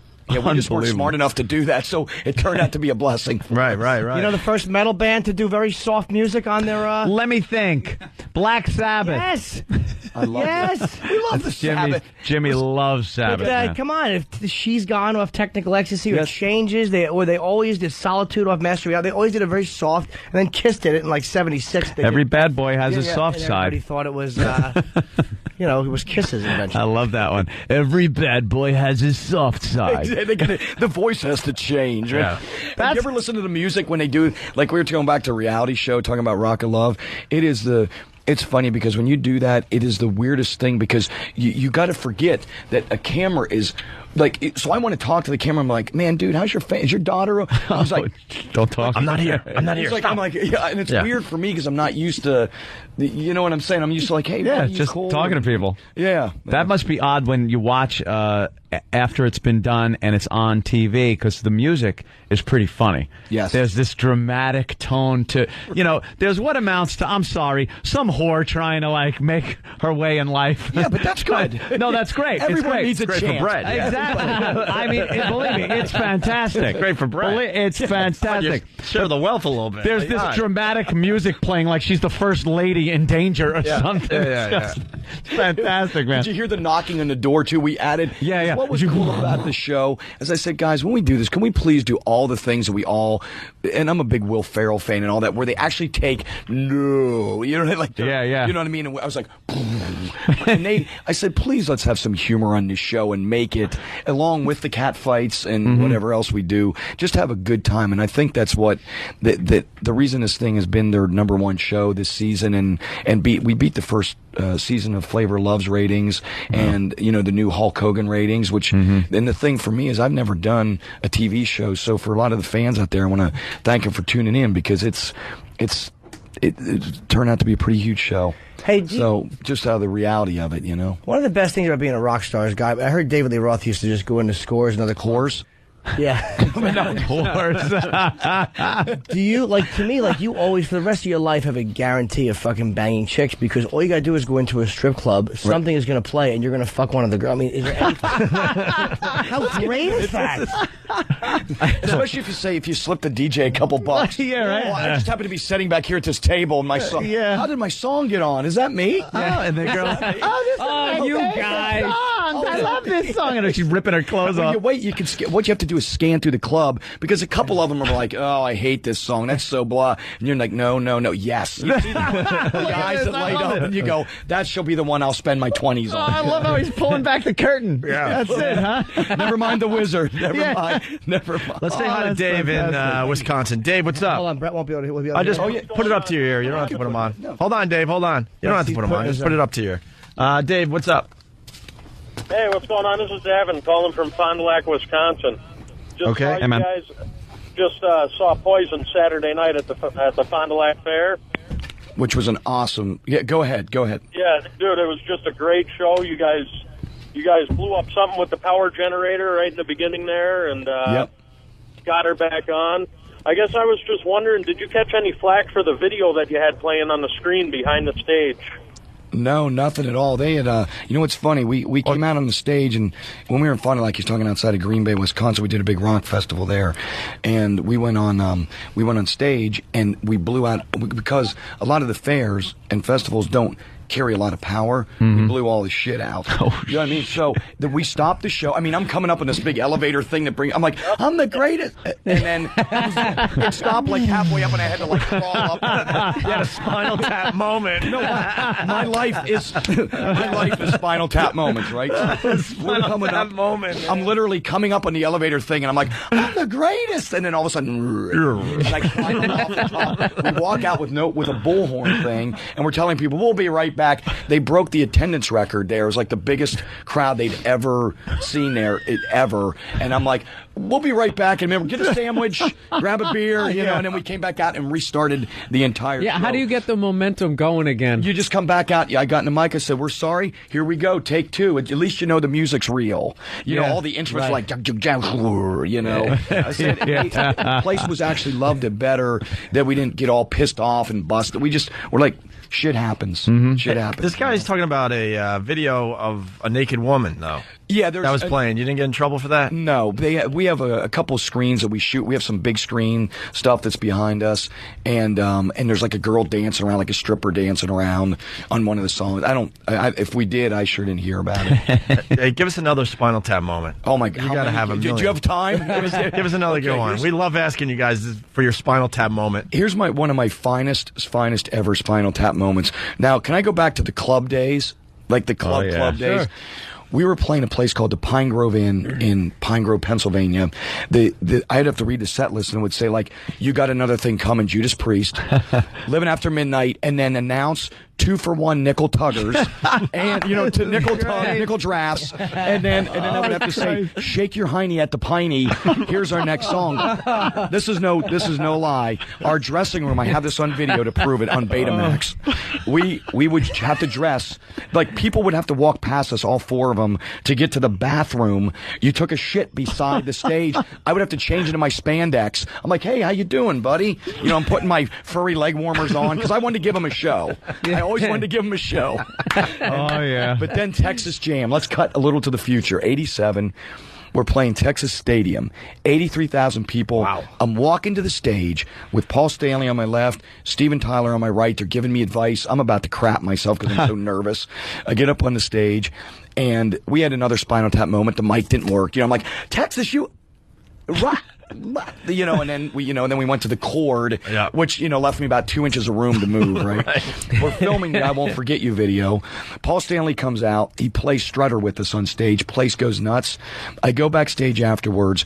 I go to jump. Now, in my mind, I live out a lot of my childhood fantasies of what rock is. Because you want to live it out, right? Sure. I'm like, I got 2 beers, and I went, and then this girl named Jerry Miller from Metal Edge was shooting a big, pictorial thing in Rolling Stone backstage. I dive into the fountain, which looks mighty deep. It's a facade. The fountain's about 2 inches deep. I'm like, I'm not great. One of those. I threw the rock horns, dove in and landed, and I busted my fucking tailbone. And the rest of the day, I'm like walking around with, bad hair, leg warmers, and spandex soaked, and it was a good time, but we went. Here was my best lesson. Can I get serious now? Yeah. Hold on, I'm going to get serious. I won't put you to sleep, though. My best lesson ever. We drove out of there that night, 83,000. This rocked. Life was good. We get to Carl's Corner, Texas. And we're at a truck stop, and I just left the place with people going insane. And this was the best moment of my life. There wasn't one person there knew or gave a shit who we were. And it was the best lesson. I said, you know what? All fame is fleeting. Do it for the right reason. Enjoy making music, and don't bust your tailbone in a facade pool or fountain anymore. But it was a great lesson. Good lesson learned. What advice does Steven Tyler give you before you go out in front of 80,000 people? Make sure your mic works, dude. Oh, it does. I'm sure of that. They've had people check it. Saying, I was going down. He goes, don't be nervous. Go up there, man. You guys are going to be great. And then a year later, we toured with them and did all the soccer stadiums in Europe. And he was the coolest. When you meet somebody. People. Can we bring up a topic that's really on my mind now? All right.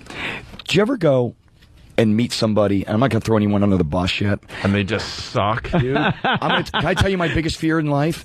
I vowed, and I won't say who this was because it was one of my greatest idols ever, and it wasn't Robert Plant or Tyler because they were cool.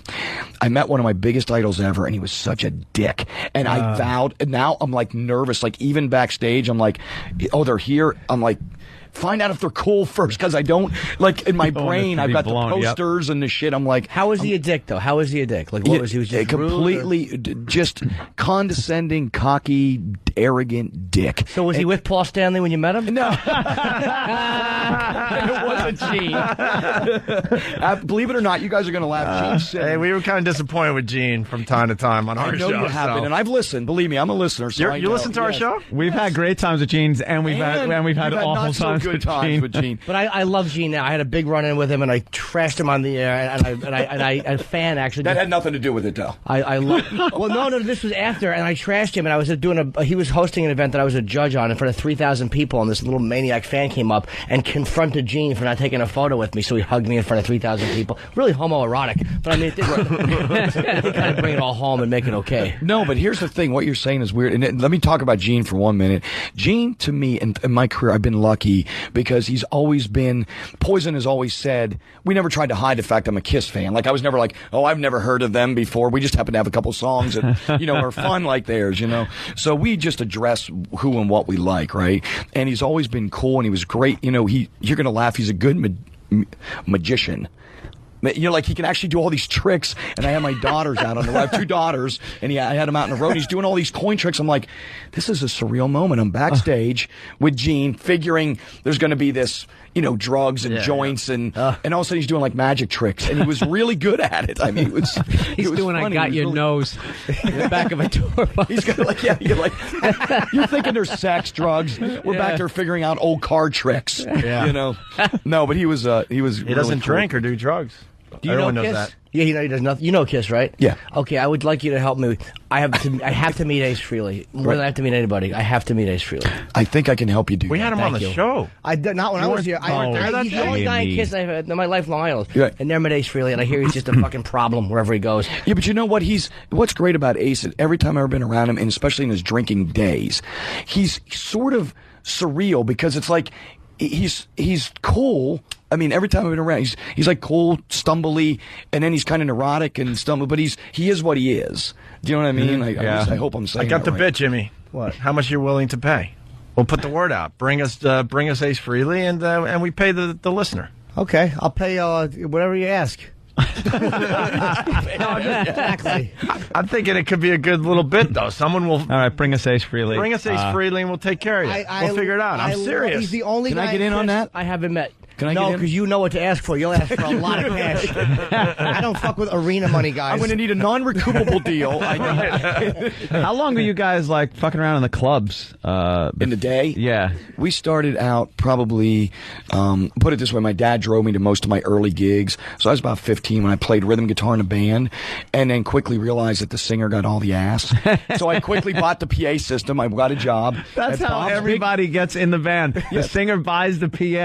This and is then the way they you get do in. gear. This is the funniest story ever. The way bands are invented in Pennsylvania, it had nothing to do with your skill level. It had to do with what equipment. Of course. If you bought a bass, that's what you, meaning if you sucked at it, but you owned a bass rig, you were the bass player. Meaning it was the drummer, there'd be like 4 drummers show up, and whoever the singer was, because the PA was the most expensive. Yeah. So I went out and got a job, and I said, I got to be the singer because I'm not getting any action back here as the rhythm guitar player.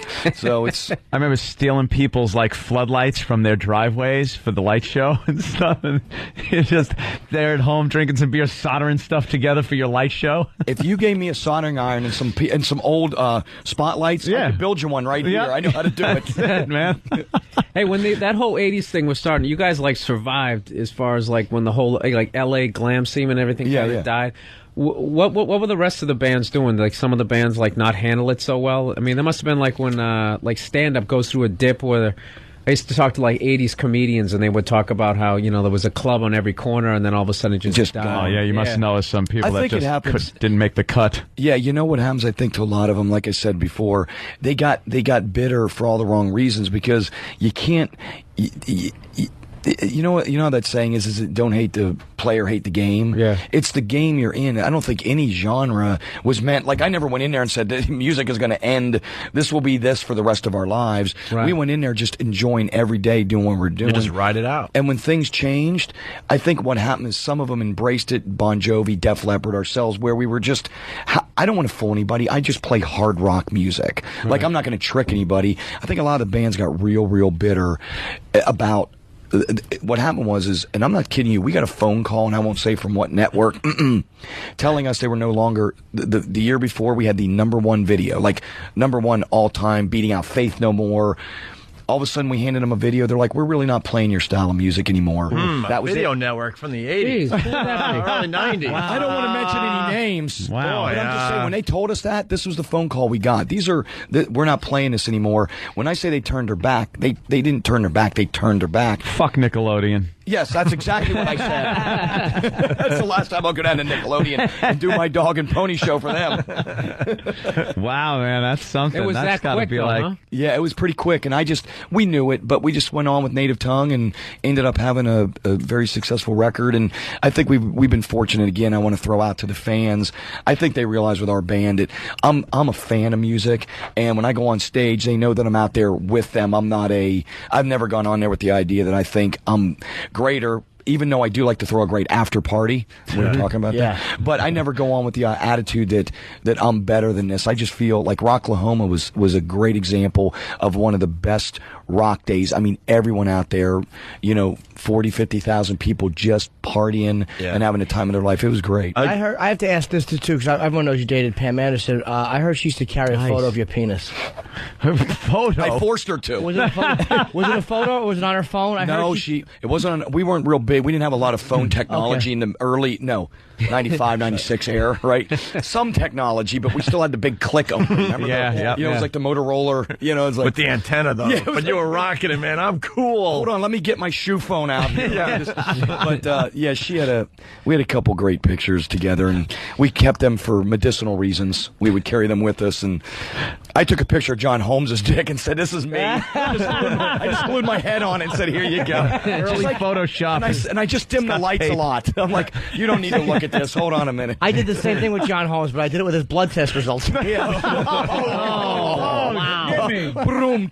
Wow. Wait, I messed up somehow. I did the wrong thing. They're running away from me. What did I do? Show him his dick or give him these results? I mean, what should I do? Whatever happened to the sex tape? Did you guys squash it? We did. Well, you guys decided to squash it? You try to, and we did it because we both were in different relationships. I think had we been together, like her and Tommy, where it's not that big of a deal. Yeah. We're together. You're like, hey, comes out. It's kind of fun, cool, whatever. When you're not together and you both got kids, different relationships, and I just said, you know what? I think what pissed me off about it was that when you get threatened. Like, if I called you up and they literally threatened Pamela and I. Like, they're like, we don't give a shit what you think. Right. We will win this. We put out Pam and Tommy's. They couldn't stop that. And then when I got mad, we just went and got a federal injunction. And you don't ever really stop it. You just squish it and just try to control it. Yeah.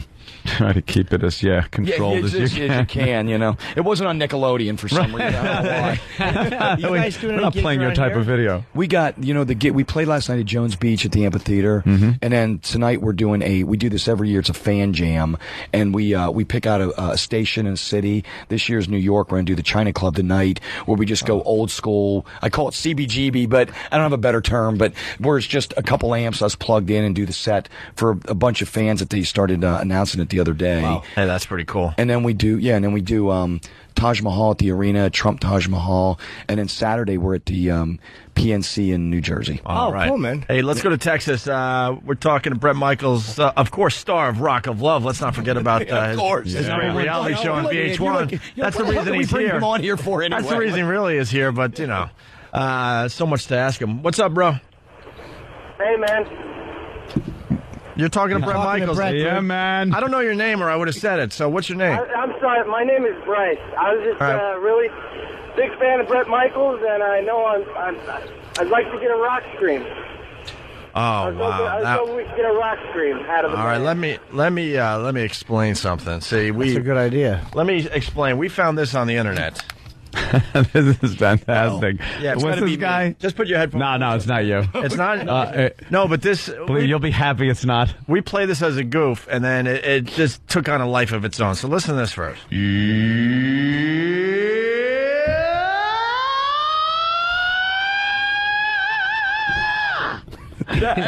Who is that guy? It's Jim Gillette. Yeah. Teaching? Is it a lesson? We don't know what it is. We believe so. It's his rock scream. So I know the name Jim Gillette, but he teaches vocals or something. Yeah. Oh, look at that. So that's serious? Yeah, we played that, and it took on a life of its own, and now we do this whole thing called Rock Scream Tuesday, and people because try to we like imitate making fun of the. Do you want me to give you a good? Oh yeah. Let me just give all my excuses. I sang late. I partied late. Out of the way now. Dude, we would be flattered. Like, you don't even have to imitate that. Just do your own. Like a Paul Stanley. Whoa, whoa, whoa, whoa. You know, when he does one of those. Whatever you feel like doing. Wow. That's all I got. I got nothing. I sang all night. I love that when you go to gig and I see, because I'm just talking band stories. I'm just talking band stories. I know how it is. Yeah. Oh, yeah. I know how it is. Band stories. When you think you're going to sound like shit. Yeah. And you're like, oh my God, I can't believe this. My voice is shot from last night. You go up on stage and you just best night of your life. Absolutely. Out there, and you have no reason why. And then there's some nights where you think you're going to kick ass, and you're like, what the fuck is happening to my range? Yeah, no, it's I live that daily. I have that Spinal Tap moment. The daily. the singers just have the worst position because you don't know. It's the best position because you get all the pussy, but you don't know day to day if you're gonna. Imagine the guitarist opens up his case and it's like, oh fuck, my guitar's smashed today. Right. Fuck. What am I going to do? You know? And if you don't, I'll tell you what kills a singer more than anything, and this is something I fall victim to a lot, is because we enjoy a good after party, is you booze, smoke, and all that stuff aside, lack of sleep will kill you. You know what I mean? Like when you don't sleep and you're just, but you get up on that stage, and some nights I go on there and I'm feeling like, man, tonight is going to be the best night ever. And then the monitors blow, something's not right, and you're like, you can't fix it. It's not like a guitar, you just turn it up, Just gotta go with it. Who's the biggest animal you ever worked with? Like rock star animal, like just like a fucking awful lifestyle you can't believe, like like partying. And like how are they still alive? Just exactly, like how do you perform with the debauchery or the amount of drugs and stuff. Well, in their whatever it system. is, yeah. Any. You know what? I've quite a few. I'd probably say CeCe and Bobby CeCe and Bobby. I thought I could throw a pretty good party, but being diabetic, there's a level where I have to cut it off. Sure. Right? Where I'm like, I've had a good time, I'm having fun, but CeCe would do 3-nighters, and I'm telling you, I didn't know how he performed. Like when I say don't know how he performed, he'd be sleeping 10 minutes before show, had been gacked out of his brain for like 3 days, and he would get on in Bobby, and I would be like, man, like, do you ever watch our Every Rose video where Bobby looks like like he's like, he can't stand, but they could play unbelievable. Like they would get on there and play, and I'd be like, fuck, how's he? I don't know how he's breathing, let alone.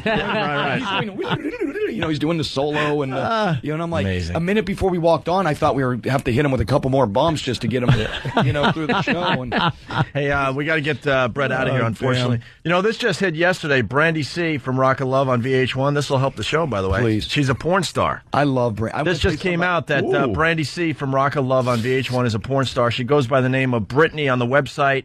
BabyGotBoobs.com. All right. BabyGotBoobs.com. Is this her first porn, or she's been doing it for a while? I honestly don't know. Get tested. Yeah, I don't know. Why? You had fun with Brandy C or what? We talked a lot. Yeah. I like him already. No bag, no nothing. I gave her a nice smattering. No. Yeah. What's the most at one time you ever had? That right there is a rock star answer. Let me think. Yeah, I got to go back. You got to think. Hey, turn that. Jesus. Texas has been real good to me. As he thinks, there's Brandy C from Rock of Love. Can I go over there? Yeah, go ahead. Take a look-see. She's the one on the left. Get that. What do you think? Oh yeah, Brandy C's hot. Wow. There she is as a porn star, as Brittany on BabyGotBoobs.com. Yeah, she's hot. She's the one on the left if you're looking at the... She told me she'd never been with a guy before. Oh, damn you. Wow.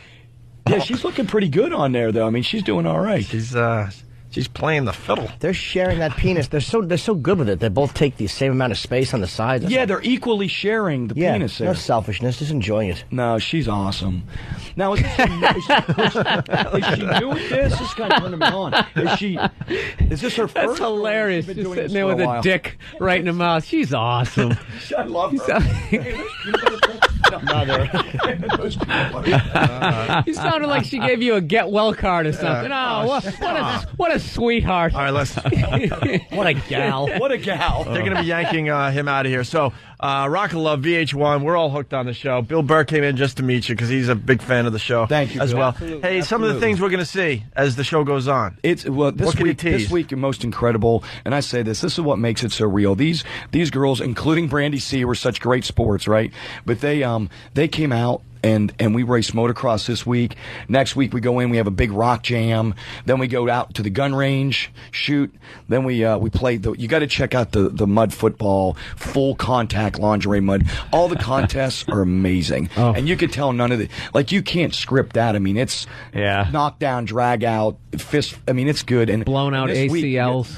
A lot of torn ACL. Yeah, there you go. Hey, Brett, you're really cool, man. You got to come back when the show's over because we want to get all the inside scoop. Done. Like how many girls you banged.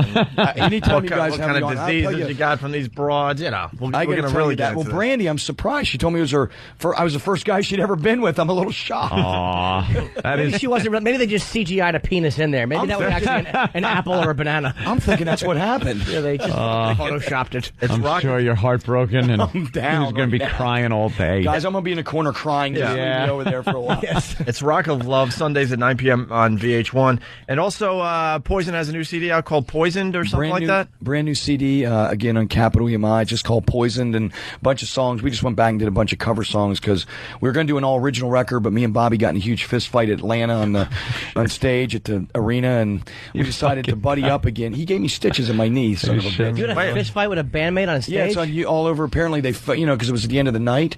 We walked out. We had a discrepancy over the songs we were doing. He said a few things to me. I said, "You talking to me?" Next thing I know, I had my microphone. He knocked it over. I threw it at his head by accident. Oh, shit. I missed, which sucks because I'm a good thrower. I actually can throw decent, right? I miss his head. He ducks. He takes his Warlock bass, which is the pointiest, sharpest bass ever made, and he starts to do a Peter Townsend around his head with it. And I go, he's not going to throw that thing at me. That will kill me. And he chucked it right at me, man. I went Kung Fu, Karate Kid. It bounced off the stage and got my knee about 8 stitches. And next day we were best friends laughing about it. And it's on YouTube? It's on YouTube somewhere. I'll check that. Wow. Yeah, there's something like it's awful. It's like, you could tell it's like phone a bunch camera. of phones and What was the argument over the songs? We were deciding what songs to put in or not put in the set and what we wanted to end the night with, whether, Talk Dirty to Me, nothing but a good time. Oh, it doesn't have to be a real I know, subject. They're rock guys. They'll argue over anything. That's what's fun about it, because I know if I ask that question, it'll be something so stupid. It'll be something ridiculous. I started this fight. It's the only way we know how to fight. It can't be something intelligent. Come on. They were arguing over whose penis that was in the video. That was mine. Damn her. She looks hot in that. She's lovely. She looks hot in that shot right there. All right, we're all right, I'm out. Thank you guys for having Brett me. Michaels, man. Come back, please. And he's a fan of the show. How cool is that? Rock of Love, Sundays at 9 p.m. on VH1. It's Brett Michaels, BrettMichaels.com, everyone. That was great. Thanks, Brett. Pleasure. We'll go to break and continue. It's Opie and Anthony. Definitely want a picture and my stick. Opie and Anthony. You threw me off a little, Jimmy. Why, sweetie? I was trying to take care of you. I think I got a really good idea, and you were like, "You're crazy." I want someone to bring us Ace Frehley. I'm back in the day. We used to tell our listeners to bring us something, and remember at the time we said, "Bring us a 7-Eleven worker, a convenience store worker." Foreign, we wanted a foreign 7-Eleven worker, and we got one, and we put out a prize, and the listener. Oh, sorry. The listener actually kidnapped a foreign 7-Eleven worker to win the prize. I think it was she didn't know Grateful why Dead. she was down there. I think it was Grateful Dead tickets or something. Was it? But you said how much money. It's like, I don't know, because I was just. It's hard to bring Ace in. He's not like an object. That's why we have to get the listeners involved. They'll start knocking on his door. Like, could you help me win some money? Little Jimmy needs to meet you, and I get money out of it. I just want. He's the only guy in Kiss I haven't met. And then next thing you know, we're gonna get a phone call one day, and they're gonna say Ace Frehley is here for Jim Norton. You might be tied up and gagged, but you'll meet him finally. How many people in Sha-Na-Na do you need to meet? Bowser. I met the fat one that sang Earth Angel. Did you? I only want to meet You go over to Ace. Jimmy's apartment. He's got pictures of the guys in the gold suits with no shirts on. Jimmy just thrilled. I got everyone. It's unbelievable. But Ace I don't have. And he fucking would sing, "Back in the New York Groove." And that's exactly how he sang it live. I'm back. I'm back in the New York Groove. How do you not love Ace? Hey, can we get your version of that, please? Is E-Rock still working? I really do like the. Hey, can I Jimmy's version of that is great. forgot about that. Have you ever seen his your old apartment? His collection of pictures is unbelievable. That was shitty, 25 little shots great. on the wall. Jimmy's got. It's like the Hard Rock. Hey, You're watching there. Memorabilia's on the wall. Before we move on, I want to help out the haters. I want to help out the haters, okay? How? Half a cunt face from Whackbag. Half a cunt face? We have been on to you for so long, I can't even tell you. So I'm going to do you a favor. You're a hater of this radio show. Oh. It's time to change your name, so then we'll take your instant feedback serious again. I'll help the haters out. Half a cunt face, we've been on to you for a long time. I never heard of that. Doesn't like anything we do. Every day it's a negative comment about whatever we're doing at that time. And see, it works if you change your name. So you got to change your name to something new, and then maybe you'll get to us. I'm just going to help the haters at this point. Give him a little helping hand. Yeah, because he writes, this interview sucks. Let me know when it's done so I can tune back in and listen again. And that's right around the same instant feedback that's like Eric from North Carolina, right next to him. One of the best interviews ever. Bring Brett back soon. We love him. This was really cool. Well, blah, blah, blah. He probably liked the beginning of the show today where E-Rock was on the pole, dancing naked. That seems to probably more his style. Nude men. More people on instant feedback, exactly, are saying how great Bret Michaels was, and that was a really cool segment. So I'm going to try to start helping the haters. You can't please them all. No, I understand that. I don't want to because I understand what they're all about, but I want to help them. Half a cunt face, we've been on to you for so fucking long. Just change your name, and then you can continue writing your name. Cunt face. Half a cunt face. Right. It's going to be full cunt. That's like half a fag. Yeah, half a cunt face. I love these guys, though. You know, we read instant feedback every day. Well, we know which ones are the haters that are just trying to get to us, whether they're a Howard Stern fan or something else is going on. So I just want to help guys like half a cunt face. We're on to you. So if you want to get back in the game where you think you're trying to get under our skin, you got to change your name at this point. All right? Here's the thing. There you go. I don't know this half a cunt face. I don't know what he does. All I care about is I like him if he knows Ace Frehley. I don't if he doesn't. I only want Ace, and I want to sing with him. We're back in the New York groove. Oh, love that. Like that. Love Jimmy's version. By the way, want to help another hater out because he doesn't think we're on to him. Muffle Voice says, half a cunt face is right. It sucked, you ass kissers. Muffle Voice, we've been on to you for months as well. Not Muffle Voice. I don't know who these guys, I've never heard of them. You also have to change your screen name if you want to start getting back into trying to get under our skin. Muffle Voice. I love these is he guys. From the Pittsburgh Muffle Voices? He's never heard of him. These douches, they write in and they don't think we're on to the screen names. They're on to the people that obviously don't like the show for whatever reason. They're just trying to get to us. Muffle Voice, you're one of those guys I hate as well. the show. I listen every day. No, it's way past that, Bill. These are guys that are like Howard Stern fans or some other thing is going on. So Muffle Voice, you're another one. We've been on to you for a very long time. Time to change your screen name. Okay. Does Muffle Voice know Ace Frehley? If Muffle MV, Voice knows do you know Ace? That's all I care about. How does that song go? We're back. Oh, here it is. But he actually turns to the left, and I'll play it because he turns. He rocks back and forth. Ace is always high. He's like, "We're back in the New York groove." He doesn't give a fuck. He doesn't care. No, shot me. He's the fucking greatest. I'm obsessed with Ace Frehley, dude. All right, here's Jimmy doing Back in the New York groove. Oh, it's for the drums. We're back in the New York groove. We're back in the New York groove. Welcome back to the Opie and Anthony Show.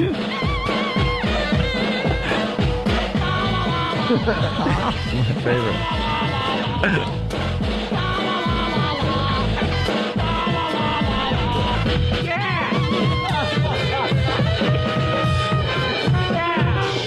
Know what's great about that, Bill? There was a drum set, set up over there, and that's Jimmy playing. That's Jimmy on the drums. And there's Carmine Apice's drum from the Vanilla Fudge was playing on the Radio Chick show, and his drum set was there. How friggin' funny is something that, him about playing the drums? I could hear that all day long, over and over again. That's Jimmy actually like that. You know what it is? It's timeless. You don't know if it happened during ragtime or recently. It really is. Wow, yeah, transcends any era. Yeah, the joy in his voice, maybe the gay 90s. 1892, I'll go with that. The gay 90s. There's a great part in New York Groove where Ace kind of talk sings, which is basically through all of it. And he goes, here I am again, back in the city. And just to see him doing that live, it's the fucking... Yeah. You want to hug Well, he's him. not a singer. No, and he doesn't. Ace, he didn't give a shit that he. No, he didn't care. Try to fucking fake fucking it. Kiss. Jimmy, I wanted to interrupt you, but that's another problem some of the listeners have, and I had Ace Frehley on the phone, supposedly, and he hung up. Well, maybe he's So maybe singing. Ace Frehley could call back. That would be great. Where's Ace? Supposedly, people are... But whoever answered the phone, oh boy. Who's answering the phone? Bon Jovi. Oh boy. Why is Bon Jovi It was a answering the fake phone? Ace Frehley, because it said, This guy claiming to be Ace Frehley. Of course, it was fake. Yeah, that would have been fun listening to the guy pretend. Maybe it was That's Ace true. Frehley. All right, let's It's get. Bon Jovi, no, he's a rock star. I'm fucking Not that one. I'm fucking pissed, by the way, because Turn off phones. the Bret Michaels interview was great, and we had Ace Frehley. Sorry. Where's Ace Frehley, Ope? Is he in the dressing room? Is this part of my birthday surprise? Oh, Come on, you're you surprised. little Shit. Bring me Ace. I'm pissed because we had Chris Hansen on hold. Where is he? And he was ready to go, and our interview with Bret Michaels went long because we wanted to go long, and now Chris Hansen's got to reschedule. Oh. Did he catch Ace Frehley Did you coming hear? in the door? You hear what happened with Chris Hansen? No. Oh, can you get Did that somebody clip? finally that's a attack good him? one. No. No, don't even tell Bill. Don't He even was tell. doing the thing, and a guy walked in thinking it was a young girl. It was Chris Hansen, and he goes, were you here for sex? And the guy's like, no. And he goes, well, all right. But the weird part of this interview was Chris Hansen actually had a kid there, and the guy fucked the kid, and Chris went, good job. and he left. It was really weird. What episode was that one? The lost episode. It's on the DVD under extras. He just keeps going. I don't He stop. didn't stop. You think I don't know that was spiraling into just dullery and nothingness? I didn't care. Why? Because someone was looking for something. I didn't care. I didn't care. There's a lot of rumors around that were suggesting that What are you doing here? that you kidnap Ace Frehley. I don't kidnap Ace Frehley. I don't. No, I Why don't don't you take a kidnap him. I want Ace to come in and talk to me. Hey, Jim. Well, it says here you wanted to fuck her in the ass. Enjoying the lemonade? Why don't you take a seat over there? No. Take a seat right over there. Over there. What are you doing here? I thought the house was for sale. You thought the house was for sale. He's got to repeat it. Oh. Thought the house was for sale. Like everything he says is stupid. So it's like he walks in and he goes, "What are you doing here?" I was hot. I took my clothes off. You were hot and took your clothes off. Then, yes. So why don't you have some lemonade? Now, are you here to have sex? No. I thought. No. Yeah. Yeah. I saw the garage door was open, and I was just concerned that someone was going to steal a weed whacker. So you saw the garage door open and were concerned that somebody was going to steal a weed whacker. Yeah. Am I in some sort of trouble here? Are you in some sort of trouble? Yeah, I guess I am, aren't I? I love that. He does. He repeats what they say. I love. You know what I love? What the fuck is this guy doing? I like how the white collar pedophiles know enough to immediately shut the fuck up, leave, and ask for a lawyer. Lawyer up. But the dirtbag, fucking, the average blue collar or fucking guy off the street who has a laptop somehow. You don't know. Yeah, he's just like. Why don't you tell me what you're doing here? Why did you come here? I was gonna try to fuck a 2-year-old and her 5-year-old brother. I guess I'm in trouble, aren't I? How great would it be if the cameraman's doing the gig, so he knows where the house is, and he has a guy he doesn't like, and he goes, fucking, like, he emails a guy, and he goes, meet this hot chick here. So the guy shows up at the house all fucking ready. He walks in thinking there's an adult. Oh, that would be brutal. Wouldn't that be fun? Good way to play a trick on a friend in the neighborhood. Dude, I don't know if you noticed. That is the next hack topic to have as a comedian. But I was just joking. No. I was only joking. I mean, that topic of To Catch a Predator. I went down the cellar and I had like 4 or 5 other comics just go like, dude, I basically have that exact bit. Had ended up dropping the thing. It was so much fun to do. Yeah, I know. Hey. So many people, though. It's like it's popular culture. So here it is. We don't want to tell you what happened. Yeah. Bill. Okay. I want to get your reaction. Okay. So, this was a recent anticipation. This was a recent To Catch a Predator with Chris Hansen. Okay. Who has to reschedule because we kind of wanted to talk about this today. He has to reschedule. Did you dose him? What? Did you dose him? No. They're really good. I had them before. Did you bring the smoke? Can I just roll it up wherever? Yeah. Let's check it out. Let's check it out. He wants the decoy to smell the marijuana he brought. Smells good. Alright, I'm just gonna go get something to drink while you finish that up, okay? You want something? It seems something about that line gets this man thinking. Perhaps he's heard it before. That's key. Perhaps he's heard it before. All right, that's key. And Perhaps he's heard it before. That's the setup. You ready? Love him. Are you ready, Bill? Okay. I want you to just keep your hands right where I can see them, okay? And I want you to sit right down there. No, keep your hands right where I can see them. All right. What is this right here? Some pot. Some pot. What was your plan tonight? Want to come down, talk to her. Talk to her. Come down. You're Chris Hansen? I am. Have you seen the show? You have seen it? I thought you were real funny on Opie and Anthony. Oh, you listened to me on Opie and Anthony? Can I honestly tell you something? Yeah. I almost think in the back of my mind that I almost wanted this to happen. No fucking, no way. Yeah. No way. Yeah, that's one of our fans. We've made it in pop culture, man. What a proud day for us all. What a plug. What a plug. That'll help the merger. No fucking way. Oh, you heard me on Opie and Anthony. Oh, yeah. And we got this voicemail overnight that happened, and then all our phones fucking went nuts, right? And Doug Stanhope called from in the middle of a desert somewhere on the Mexican border with this. Steven, it's Douglas Stanhope. We're drinking wine at the border here, and oh my God, some To Catch a Predator guy just mentioned O&A as though you've had this Chris Matthews. Chris Matthews, he says. Entrapment connoisseur as a guest, and this guy knows him from you guys. Oh, I would like a fight. That's such a dog program. We baited long before Perverted Justice baited, and I'll talk to you on the air or on the phone. It's dog. It's bull. You act like this. I won't talk now. I'll save it. End of message. All right, what's going on with our staff? Why can't we have the all the curses? We're over here at XM now. That's the only version I had was from. There should be an unbleeped version. There should be an unbleeped version. It came in unbleeped. It should be automatic that we just record. Get it on disc.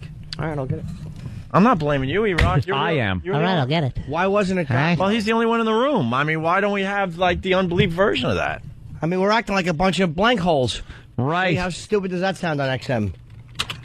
So we were going to have Chris Hansen on to talk about that. Chris Hansen. Fucking Dandy Walker didn't get us an updated fucking version. Some pot. What is that you got there? Some pot. Yeah, I was just gonna, see if she liked the smell of it. Like the smell of it. If you listen to that clip, now the punchline there was the fact that the guy listened to the show.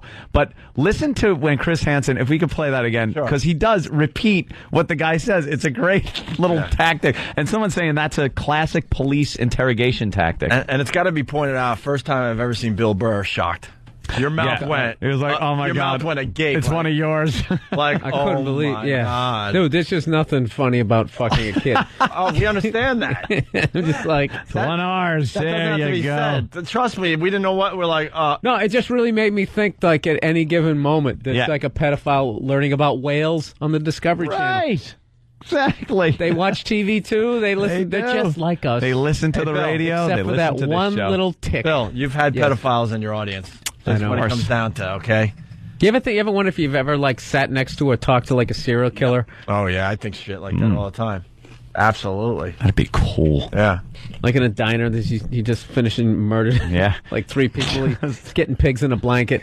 And you're like, hey, dude, do you mind if I get the ketchup? And they don't have it. Your hand touches it. Just murdered somebody. I'm just hoping when you die, God sits you down and goes, wow, remember when you were 18 and you decided not to get in that car? Well, that, this was going to happen. Oh, yeah. That would have been a good one. This is how many times I saved your ass. Right. Or you were sitting next to a serial killer in that diner, but at the moment that he was going to kind of make his move, you decided you needed to take a leak, and he got nervous at that point and left him, moved on to another victim. I would love to know how close I was to some fucked up shit. God is too busy to do that. Here's what God would do. God would walk up and go, you know the poem Footprints? You'd go, yeah. He'd go, know it! Learn it! That's what God does. And by the way, Bill, not only has a pedophile been in your show, but there's been somebody who has listened to your CD and enjoyed it. Why are you going to ruin it? This guy is great. And then turn the thing off and said, I got to go inside now and molest my daughter. Oh, shit. Oh, wow. Someone has laughed at your joke. Yes. This guy is fucking hilarious. Oh, wow. Yep. I got to get in there, though, because she's 5 and she's been sleeping. I gotta destroy a young person's life. after listening to your chuckles. Not inspired by your CD, but I mean that is not. the juxtaposition of us as entertainers with the public. Some great fans. That's right. And occasionally the one, I know guys, occasionally the one who will enjoy your CD and then go, God, I have to fuck that kid. Holy shit. Yeah. It yeah, happens. true. It's what kind of a society we live in. You just don't know. So, Chris Hansen talks about the brownies. Yeah, listen to the repeating. It's great. I want you to just keep your hands right where I can see them, okay? And I want you to sit right down there. No, keep your hands right where I can see them. Why would the guy listen? How about this? No. What is this right here? Some pot. Some pot. What was your plan tonight? Come down, talk to her. Talk to her. You're Chris Hansen. I'm Chris Hansen. Have you seen this show? You have seen it? I thought you were real funny on Opie and Anthony. Oh, you listened to me on Opie and Anthony? Can I honestly tell you something? Yeah, I almost think in the back of my mind that I almost wanted this to happen. Did you? Did you really? I bet you didn't. The guy would, it would be funny if the Chris Hansen's like, and why are you here? And the guy went, I'm a cunt. I'm a cunt. I'm a cunt. I'm a cunt. Oh, you got me. Damn. Can that listener do a phone in? When they're in prison? We're trying to find him. Getting just anally destroyed. Well, of course, this is when he knew something was up. No homo! One more quick clip. Using show lines. Yeah. How funny would it have been, though, if he said, let me, you be the guy, I'll be Chris Hansen. Yeah. So, what are you doing here? Just here to meet the girl. Oh, to meet the girl. Yeah, I thought, I'd see what she was doing. We chatted. Yeah, I thought you were really funny on the Opie and Anthony show. Baba Booey. That wasn't a particularly good impression of Chris Hansen, but you get the picture. It was the great Karnak. Bloody diapers and a brownie. I like how Jim couldn't do the voice, but he thought if he crossed his hands like his this, hands that it would he was going to get his essence. Well, Jim captures the essence. Me, Chris Hansen, abuse you with a broom handle. Here's one last clip from that episode. What's so funny about the brownies? Right when I saw the brownies, I knew.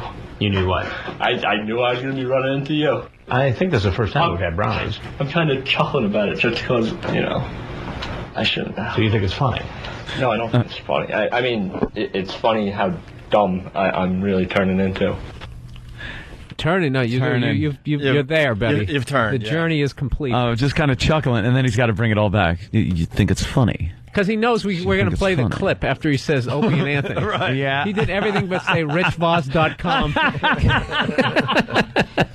That's great, man. Wouldn't it be great if the guy just went with it and he goes, you think it's funny? Yes! Yes! It's hilarious. Think about it. And then he just goes, Frunkus! Yes. You think it's funny. And then he's sitting there going, Frunkus. So, you just use a line. richvoss.com. Can we call Voss? Yeah. His wife is supposed to have a baby. Can somebody find out if our friend is having a baby? By the way, what's he doing with that baby? Yeah, why can't we get an update? It was supposed to happen yesterday. Hours ago. Yeah. Hey, by the way, I might be onto him. I'm not sure, but I think half a cunt face is now known as Scott Smoke. Keep a vigilant eye open. I wanted to hear Jimmy playing the piano and sing because What? There's a song that E-Rock just put up there. It said Jimmy. Beth. Also have Jim singing Beth while playing piano. Oh, is this another time? One of your This is the B-side. classics? I'm good. I don't remember this. I don't either. All right, let's go.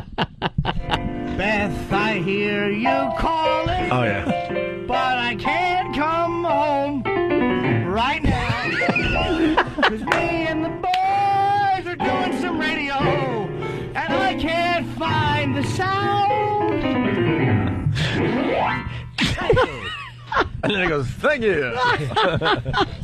Like I said, you're time. great. Was that the 1920s? Again, yeah. Was it last week? Dude, that could have come right after some, some ragtime. Dude, Sessions presents Timeless Classics by Little Jimmy Norton. I sang that in a speakeasy. Jimmy rules. That could be a YouTube sensation right there. Yeah, make it just slightly longer. I mean, come on. Timeless Classics. Yeah. And he's like Stevie Wonder. He can play all instruments. Yeah. That's right. Somebody give me a flute. I'm going to start fluting. Zip. Little skin flute. Listen, let me set up a bag of tug. Let me set up the last 15 minutes of the show. Ooh. Because we're going to take a break. We got to find out what this is. Oh, I forgot. Mystery sound.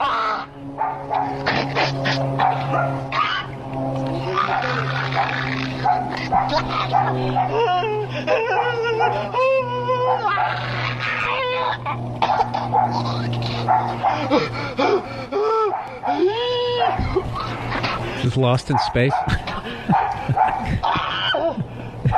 Like a chimp. All right. We're going to find out what that is. We're going to find out what that is after the break.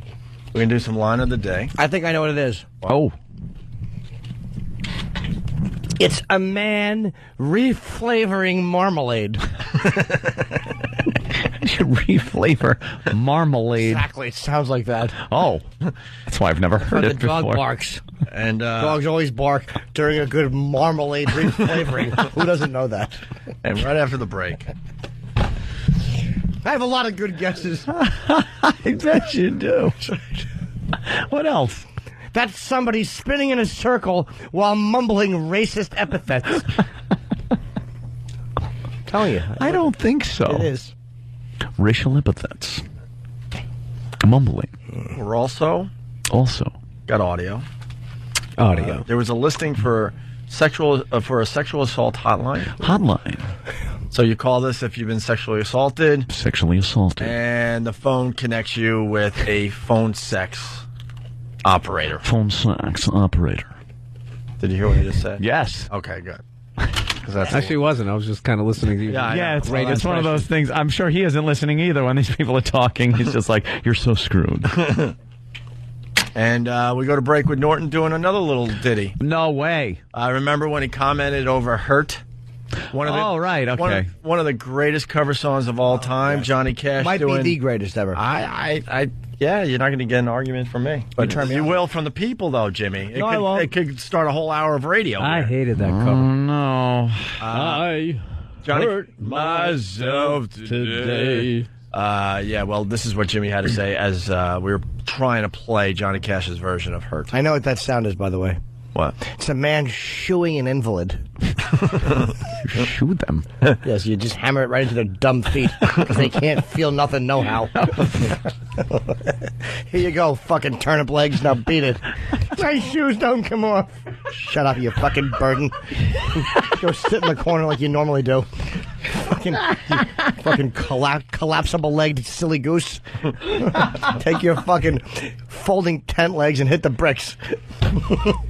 I'll take those fucking nurse shoes and I nailed them right to your dumb feet. You can't even get naked. You have to fucking bathe with your asshole in the tub and your legs hanging out of it so your tootsies don't get wet. What's better than shooing an invalid? He can't even kick at you. He's trying to punch his leg to get some kind of a fucking, like a reaction from his legs to kick out. He doesn't want to be shooed. It's embarrassing because you nail the shoe on all crooked. It's all askew.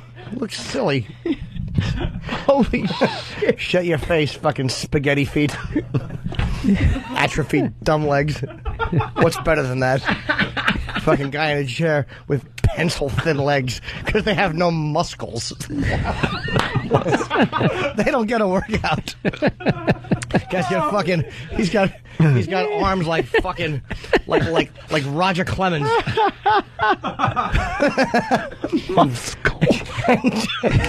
Fucking, hey, asparagus legs, I need to talk to you. All right, let me wheel over with my extra strong and dirty hands. Because I'm always wheeling after I just rolled through shit, and then I put my hand in it and I go, varoom, varoom. Hey, phone cord legs, you got a second?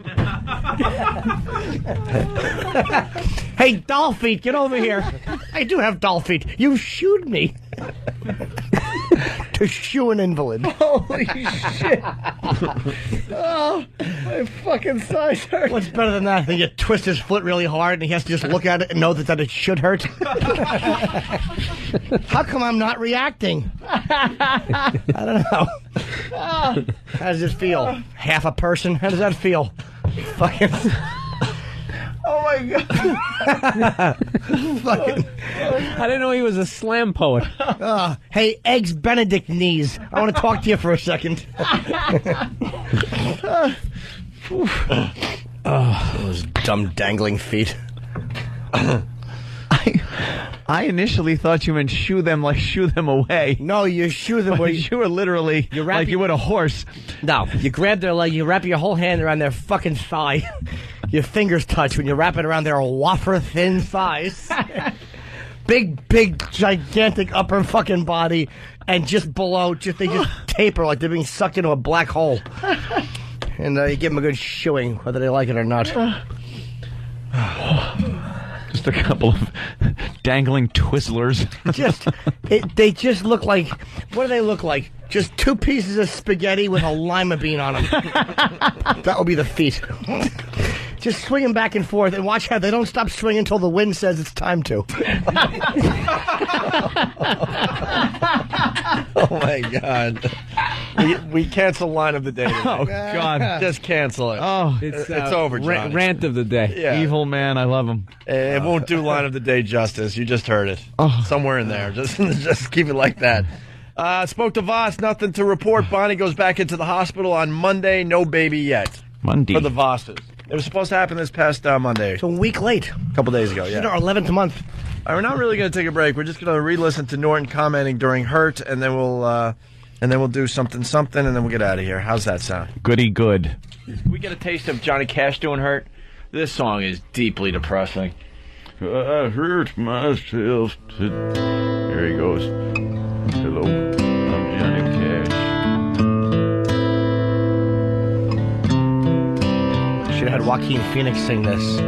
I hurt myself today. I hurt myself today. Did ya? To see if I still feel. Well, do ya? I focus on the pain. Did ya? The only thing that's real. Is it? The needle tears a hole. Does it? The old familiar sting. Is it? Try to kill it all away. Do ya? But I remember everything. Do ya? What have I become? My sweetest friend. Everyone I know goes away in the end. Do they? And all right, we get it. It all. Yeah, could I?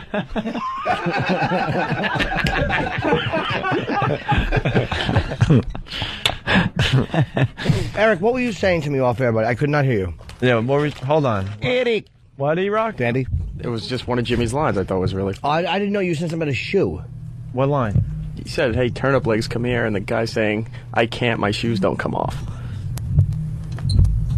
Thank you. You know what you are? He's the fucking spick and span of humor. He just comes in and cleans a line fucking like a buzzard. Of all funniness. You're the humor buzzard. Wow. There's fucking meat on a line. He comes in there and he picks all the humor right off it. You couldn't have made that less funny. I'm stunned. High fly ball. It leads the left center He moves his field. mic. It's way back. It may be playable. Can't get a play. It's gone. A home run. Oh, he caught it. He caught it at the wall. I thought sure he was unable to reach it. Shut your goddamn pie hole. You know, why don't we just go home? Thanks, E-Rock. I'm a fucking idiot. Yeah. I'm a fucking idiot. I'm a fucking idiot. I'm a fucking idiot. Fucking idiot. Fucking idiot. Fucking idiot. Just let rain. Oh, I'll never say a line again. Just let rain.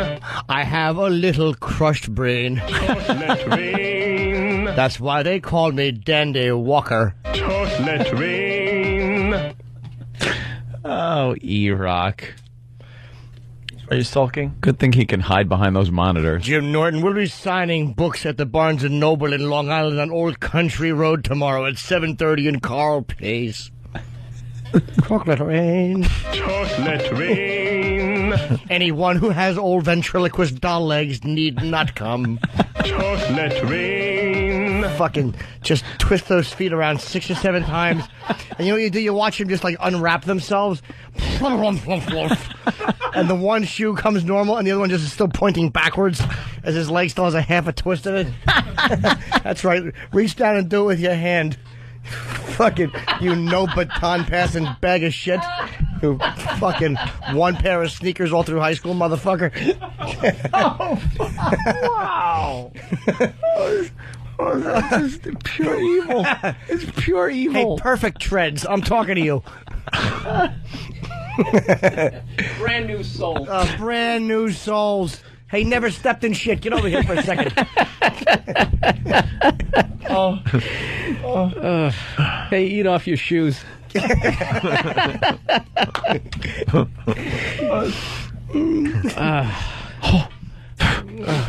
is so evil. So funny. Just cut him off. Fucking. One last thing to do? Years. Okay. 1866. This was the call Karen Carter's daughter made Sunday night. She starts getting this horrible look on her face. Scared. So Carter listened herself. I had to be dialing the wrong number. Hey there, hot stuff. I've been waiting for your call. Somehow, the phone book and the Attorney General's website had a phone number for a sex hotline. North Central Florida Sexual Assault Center. But the listing said it was for the North Central Florida Sexual Assault Center. A mistake would have been how to repair your car or something. I mean, this was a number that was, specifically for pornographic purposes. I mean, it was the opposite of what you were calling about. Wow. Imagine? Somebody thought it would be a funny joke. Yeah.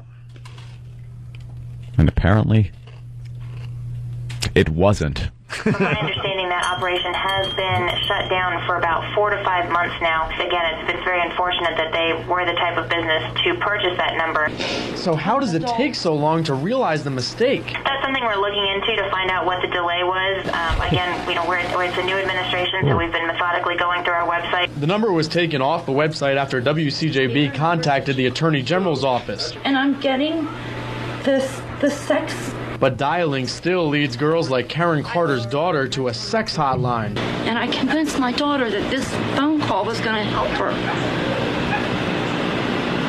And it just made things immensely worse. Could they at least get the people off the street when they talk about the worst moment of their life? Yeah, well, get them inside so we get good acoustics. By the way, Tom in Philly writes, maybe not much there, but Tom in Philly writes there, he did it. Bill always says how he leaves feeling dirty walking the streets. Today he was clean until the perfect treads line. Enjoy your insomnia, William. You had to chime in. Yeah, I chime in. Now you're gonna see that fine sun. You get caught up. Your face on the you get sidewalk. caught up in the moment because it's so much fun to listen to. Brilliant rant. Yes, had to jump into. It's very funny, and you get caught up. You want to be part of it. You know what you want to do? I have a need to be liked. I don't know. I just want to be accepted by the group. Yeah. You know what you do to an invalid like that? You fucking walk over and hey, I'm talking to you, and you punch him really hard in the thigh, and you watch him get angry because he saw you do it. But if he was sleeping, he never would have known. Well, you fucking take his shoes off. Like, you ever see Scared Straight? How they take the guy's shoes off and you throw him, like, between, like, you reach into the chair, you take his shoe off, and you throw it back between, and you start bending his foot back and forth, the way you would a plastic spoon, and you fucking lecture him. I used to talk to my girlfriend years ago about pain that. in his face. Oh my God! Many years ago, the girl I dated, she had a fucking one of those. That's where I got turnip legs from, because she had a guy in her fucking family that was just had these awful atrophied fucking stems. And I used to always talk to my girlfriend.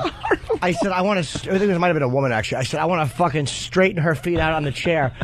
But I would wheel her over, and when company was coming over, I'd take her feet and then jam them onto the footstool and make them straight and then scold her, because they would keep, like, just folding back in and pointing at each other. And as if to say, "Can you feel anything?" Because I can't. Yeah, you can hear the two big toes going. Psst. Are you as useless as I am? Old wicked witch under the house feet. Curl up. Oh, I forgot about that. They curled up under the house. The anger at not being able to make the feet straight because company was coming over. That's why they make them wear blankets over their legs. It's embarrassing to the family. Down power line legs. Just flopping around, no good to no one. Wow. I think that's a good place to end this. Jimmy Norton. We're not going to Ladies do and anything gentlemen, better than happy that. endings on sale. Yeah, tomorrow night. Hey, by the way, we found 15 minutes. We found the place. MySpace of that guy that got caught on To Catch a Predator.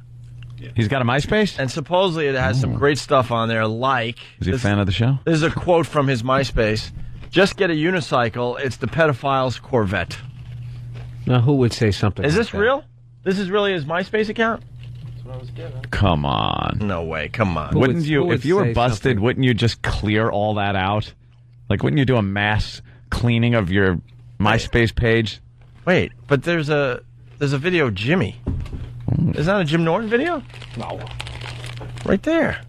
Jim's like, no. I'm right there. Not a part of this on any That's level. Fez. That's Fez? Oh, it's Fez? Okay, then now it makes sense. Please tell me this guy's one of those message board people. Oh, that'd be great.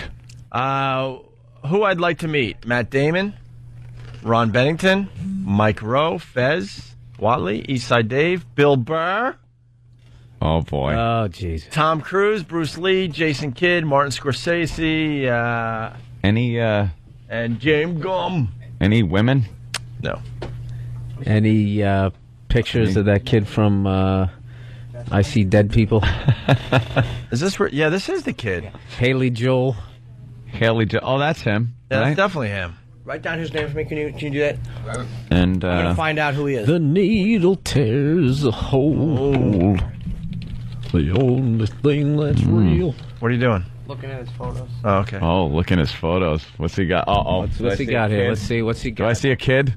The face of a pedophile. Oh, He has sexual predator facial hair yeah. in that first picture. Oh boy, he's got a Red Sox jersey on. Bill. How do I know this guy's a hater? I just can fucking smell it. Can you? Yep. You can smell it? Oh, please, God, let him be someone that doesn't like me. Please let him be going to jail for kid touching. Oh. Would that please me? All right. He's going to have to resign as president of the Dakota fan club. No, he won't. He should be reinstated immediately. He's sincere. Dakota fan club. You're going to have to resign. Yes. Resign. Yeah. We might have Ace Frehley back. Resign. Oh, my God, we got Ace? Ace, what's up, buddy? Hey, what's going on, guys? Ace. Ace is a fan of this show? No. That was Ace. That wasn't Ace. Hi, Ace. We're going home. Ace, hi. What the hell is that? What is this guy, a lunatic? What was this? Got a clip of like... Oh, I'm in his top 8. All right, you made his top 8. So Bob Kelly. Bob Kelly's there, yeah. Dave Attell. I am. Ron and Fez show. Ron and Fez. I'm not there. I'm in the clear. Anthony is. Oh, my God. Great. And little Amanda. Little Amanda. Where's little Amanda? Oh, my God. Does he have a kid? Well.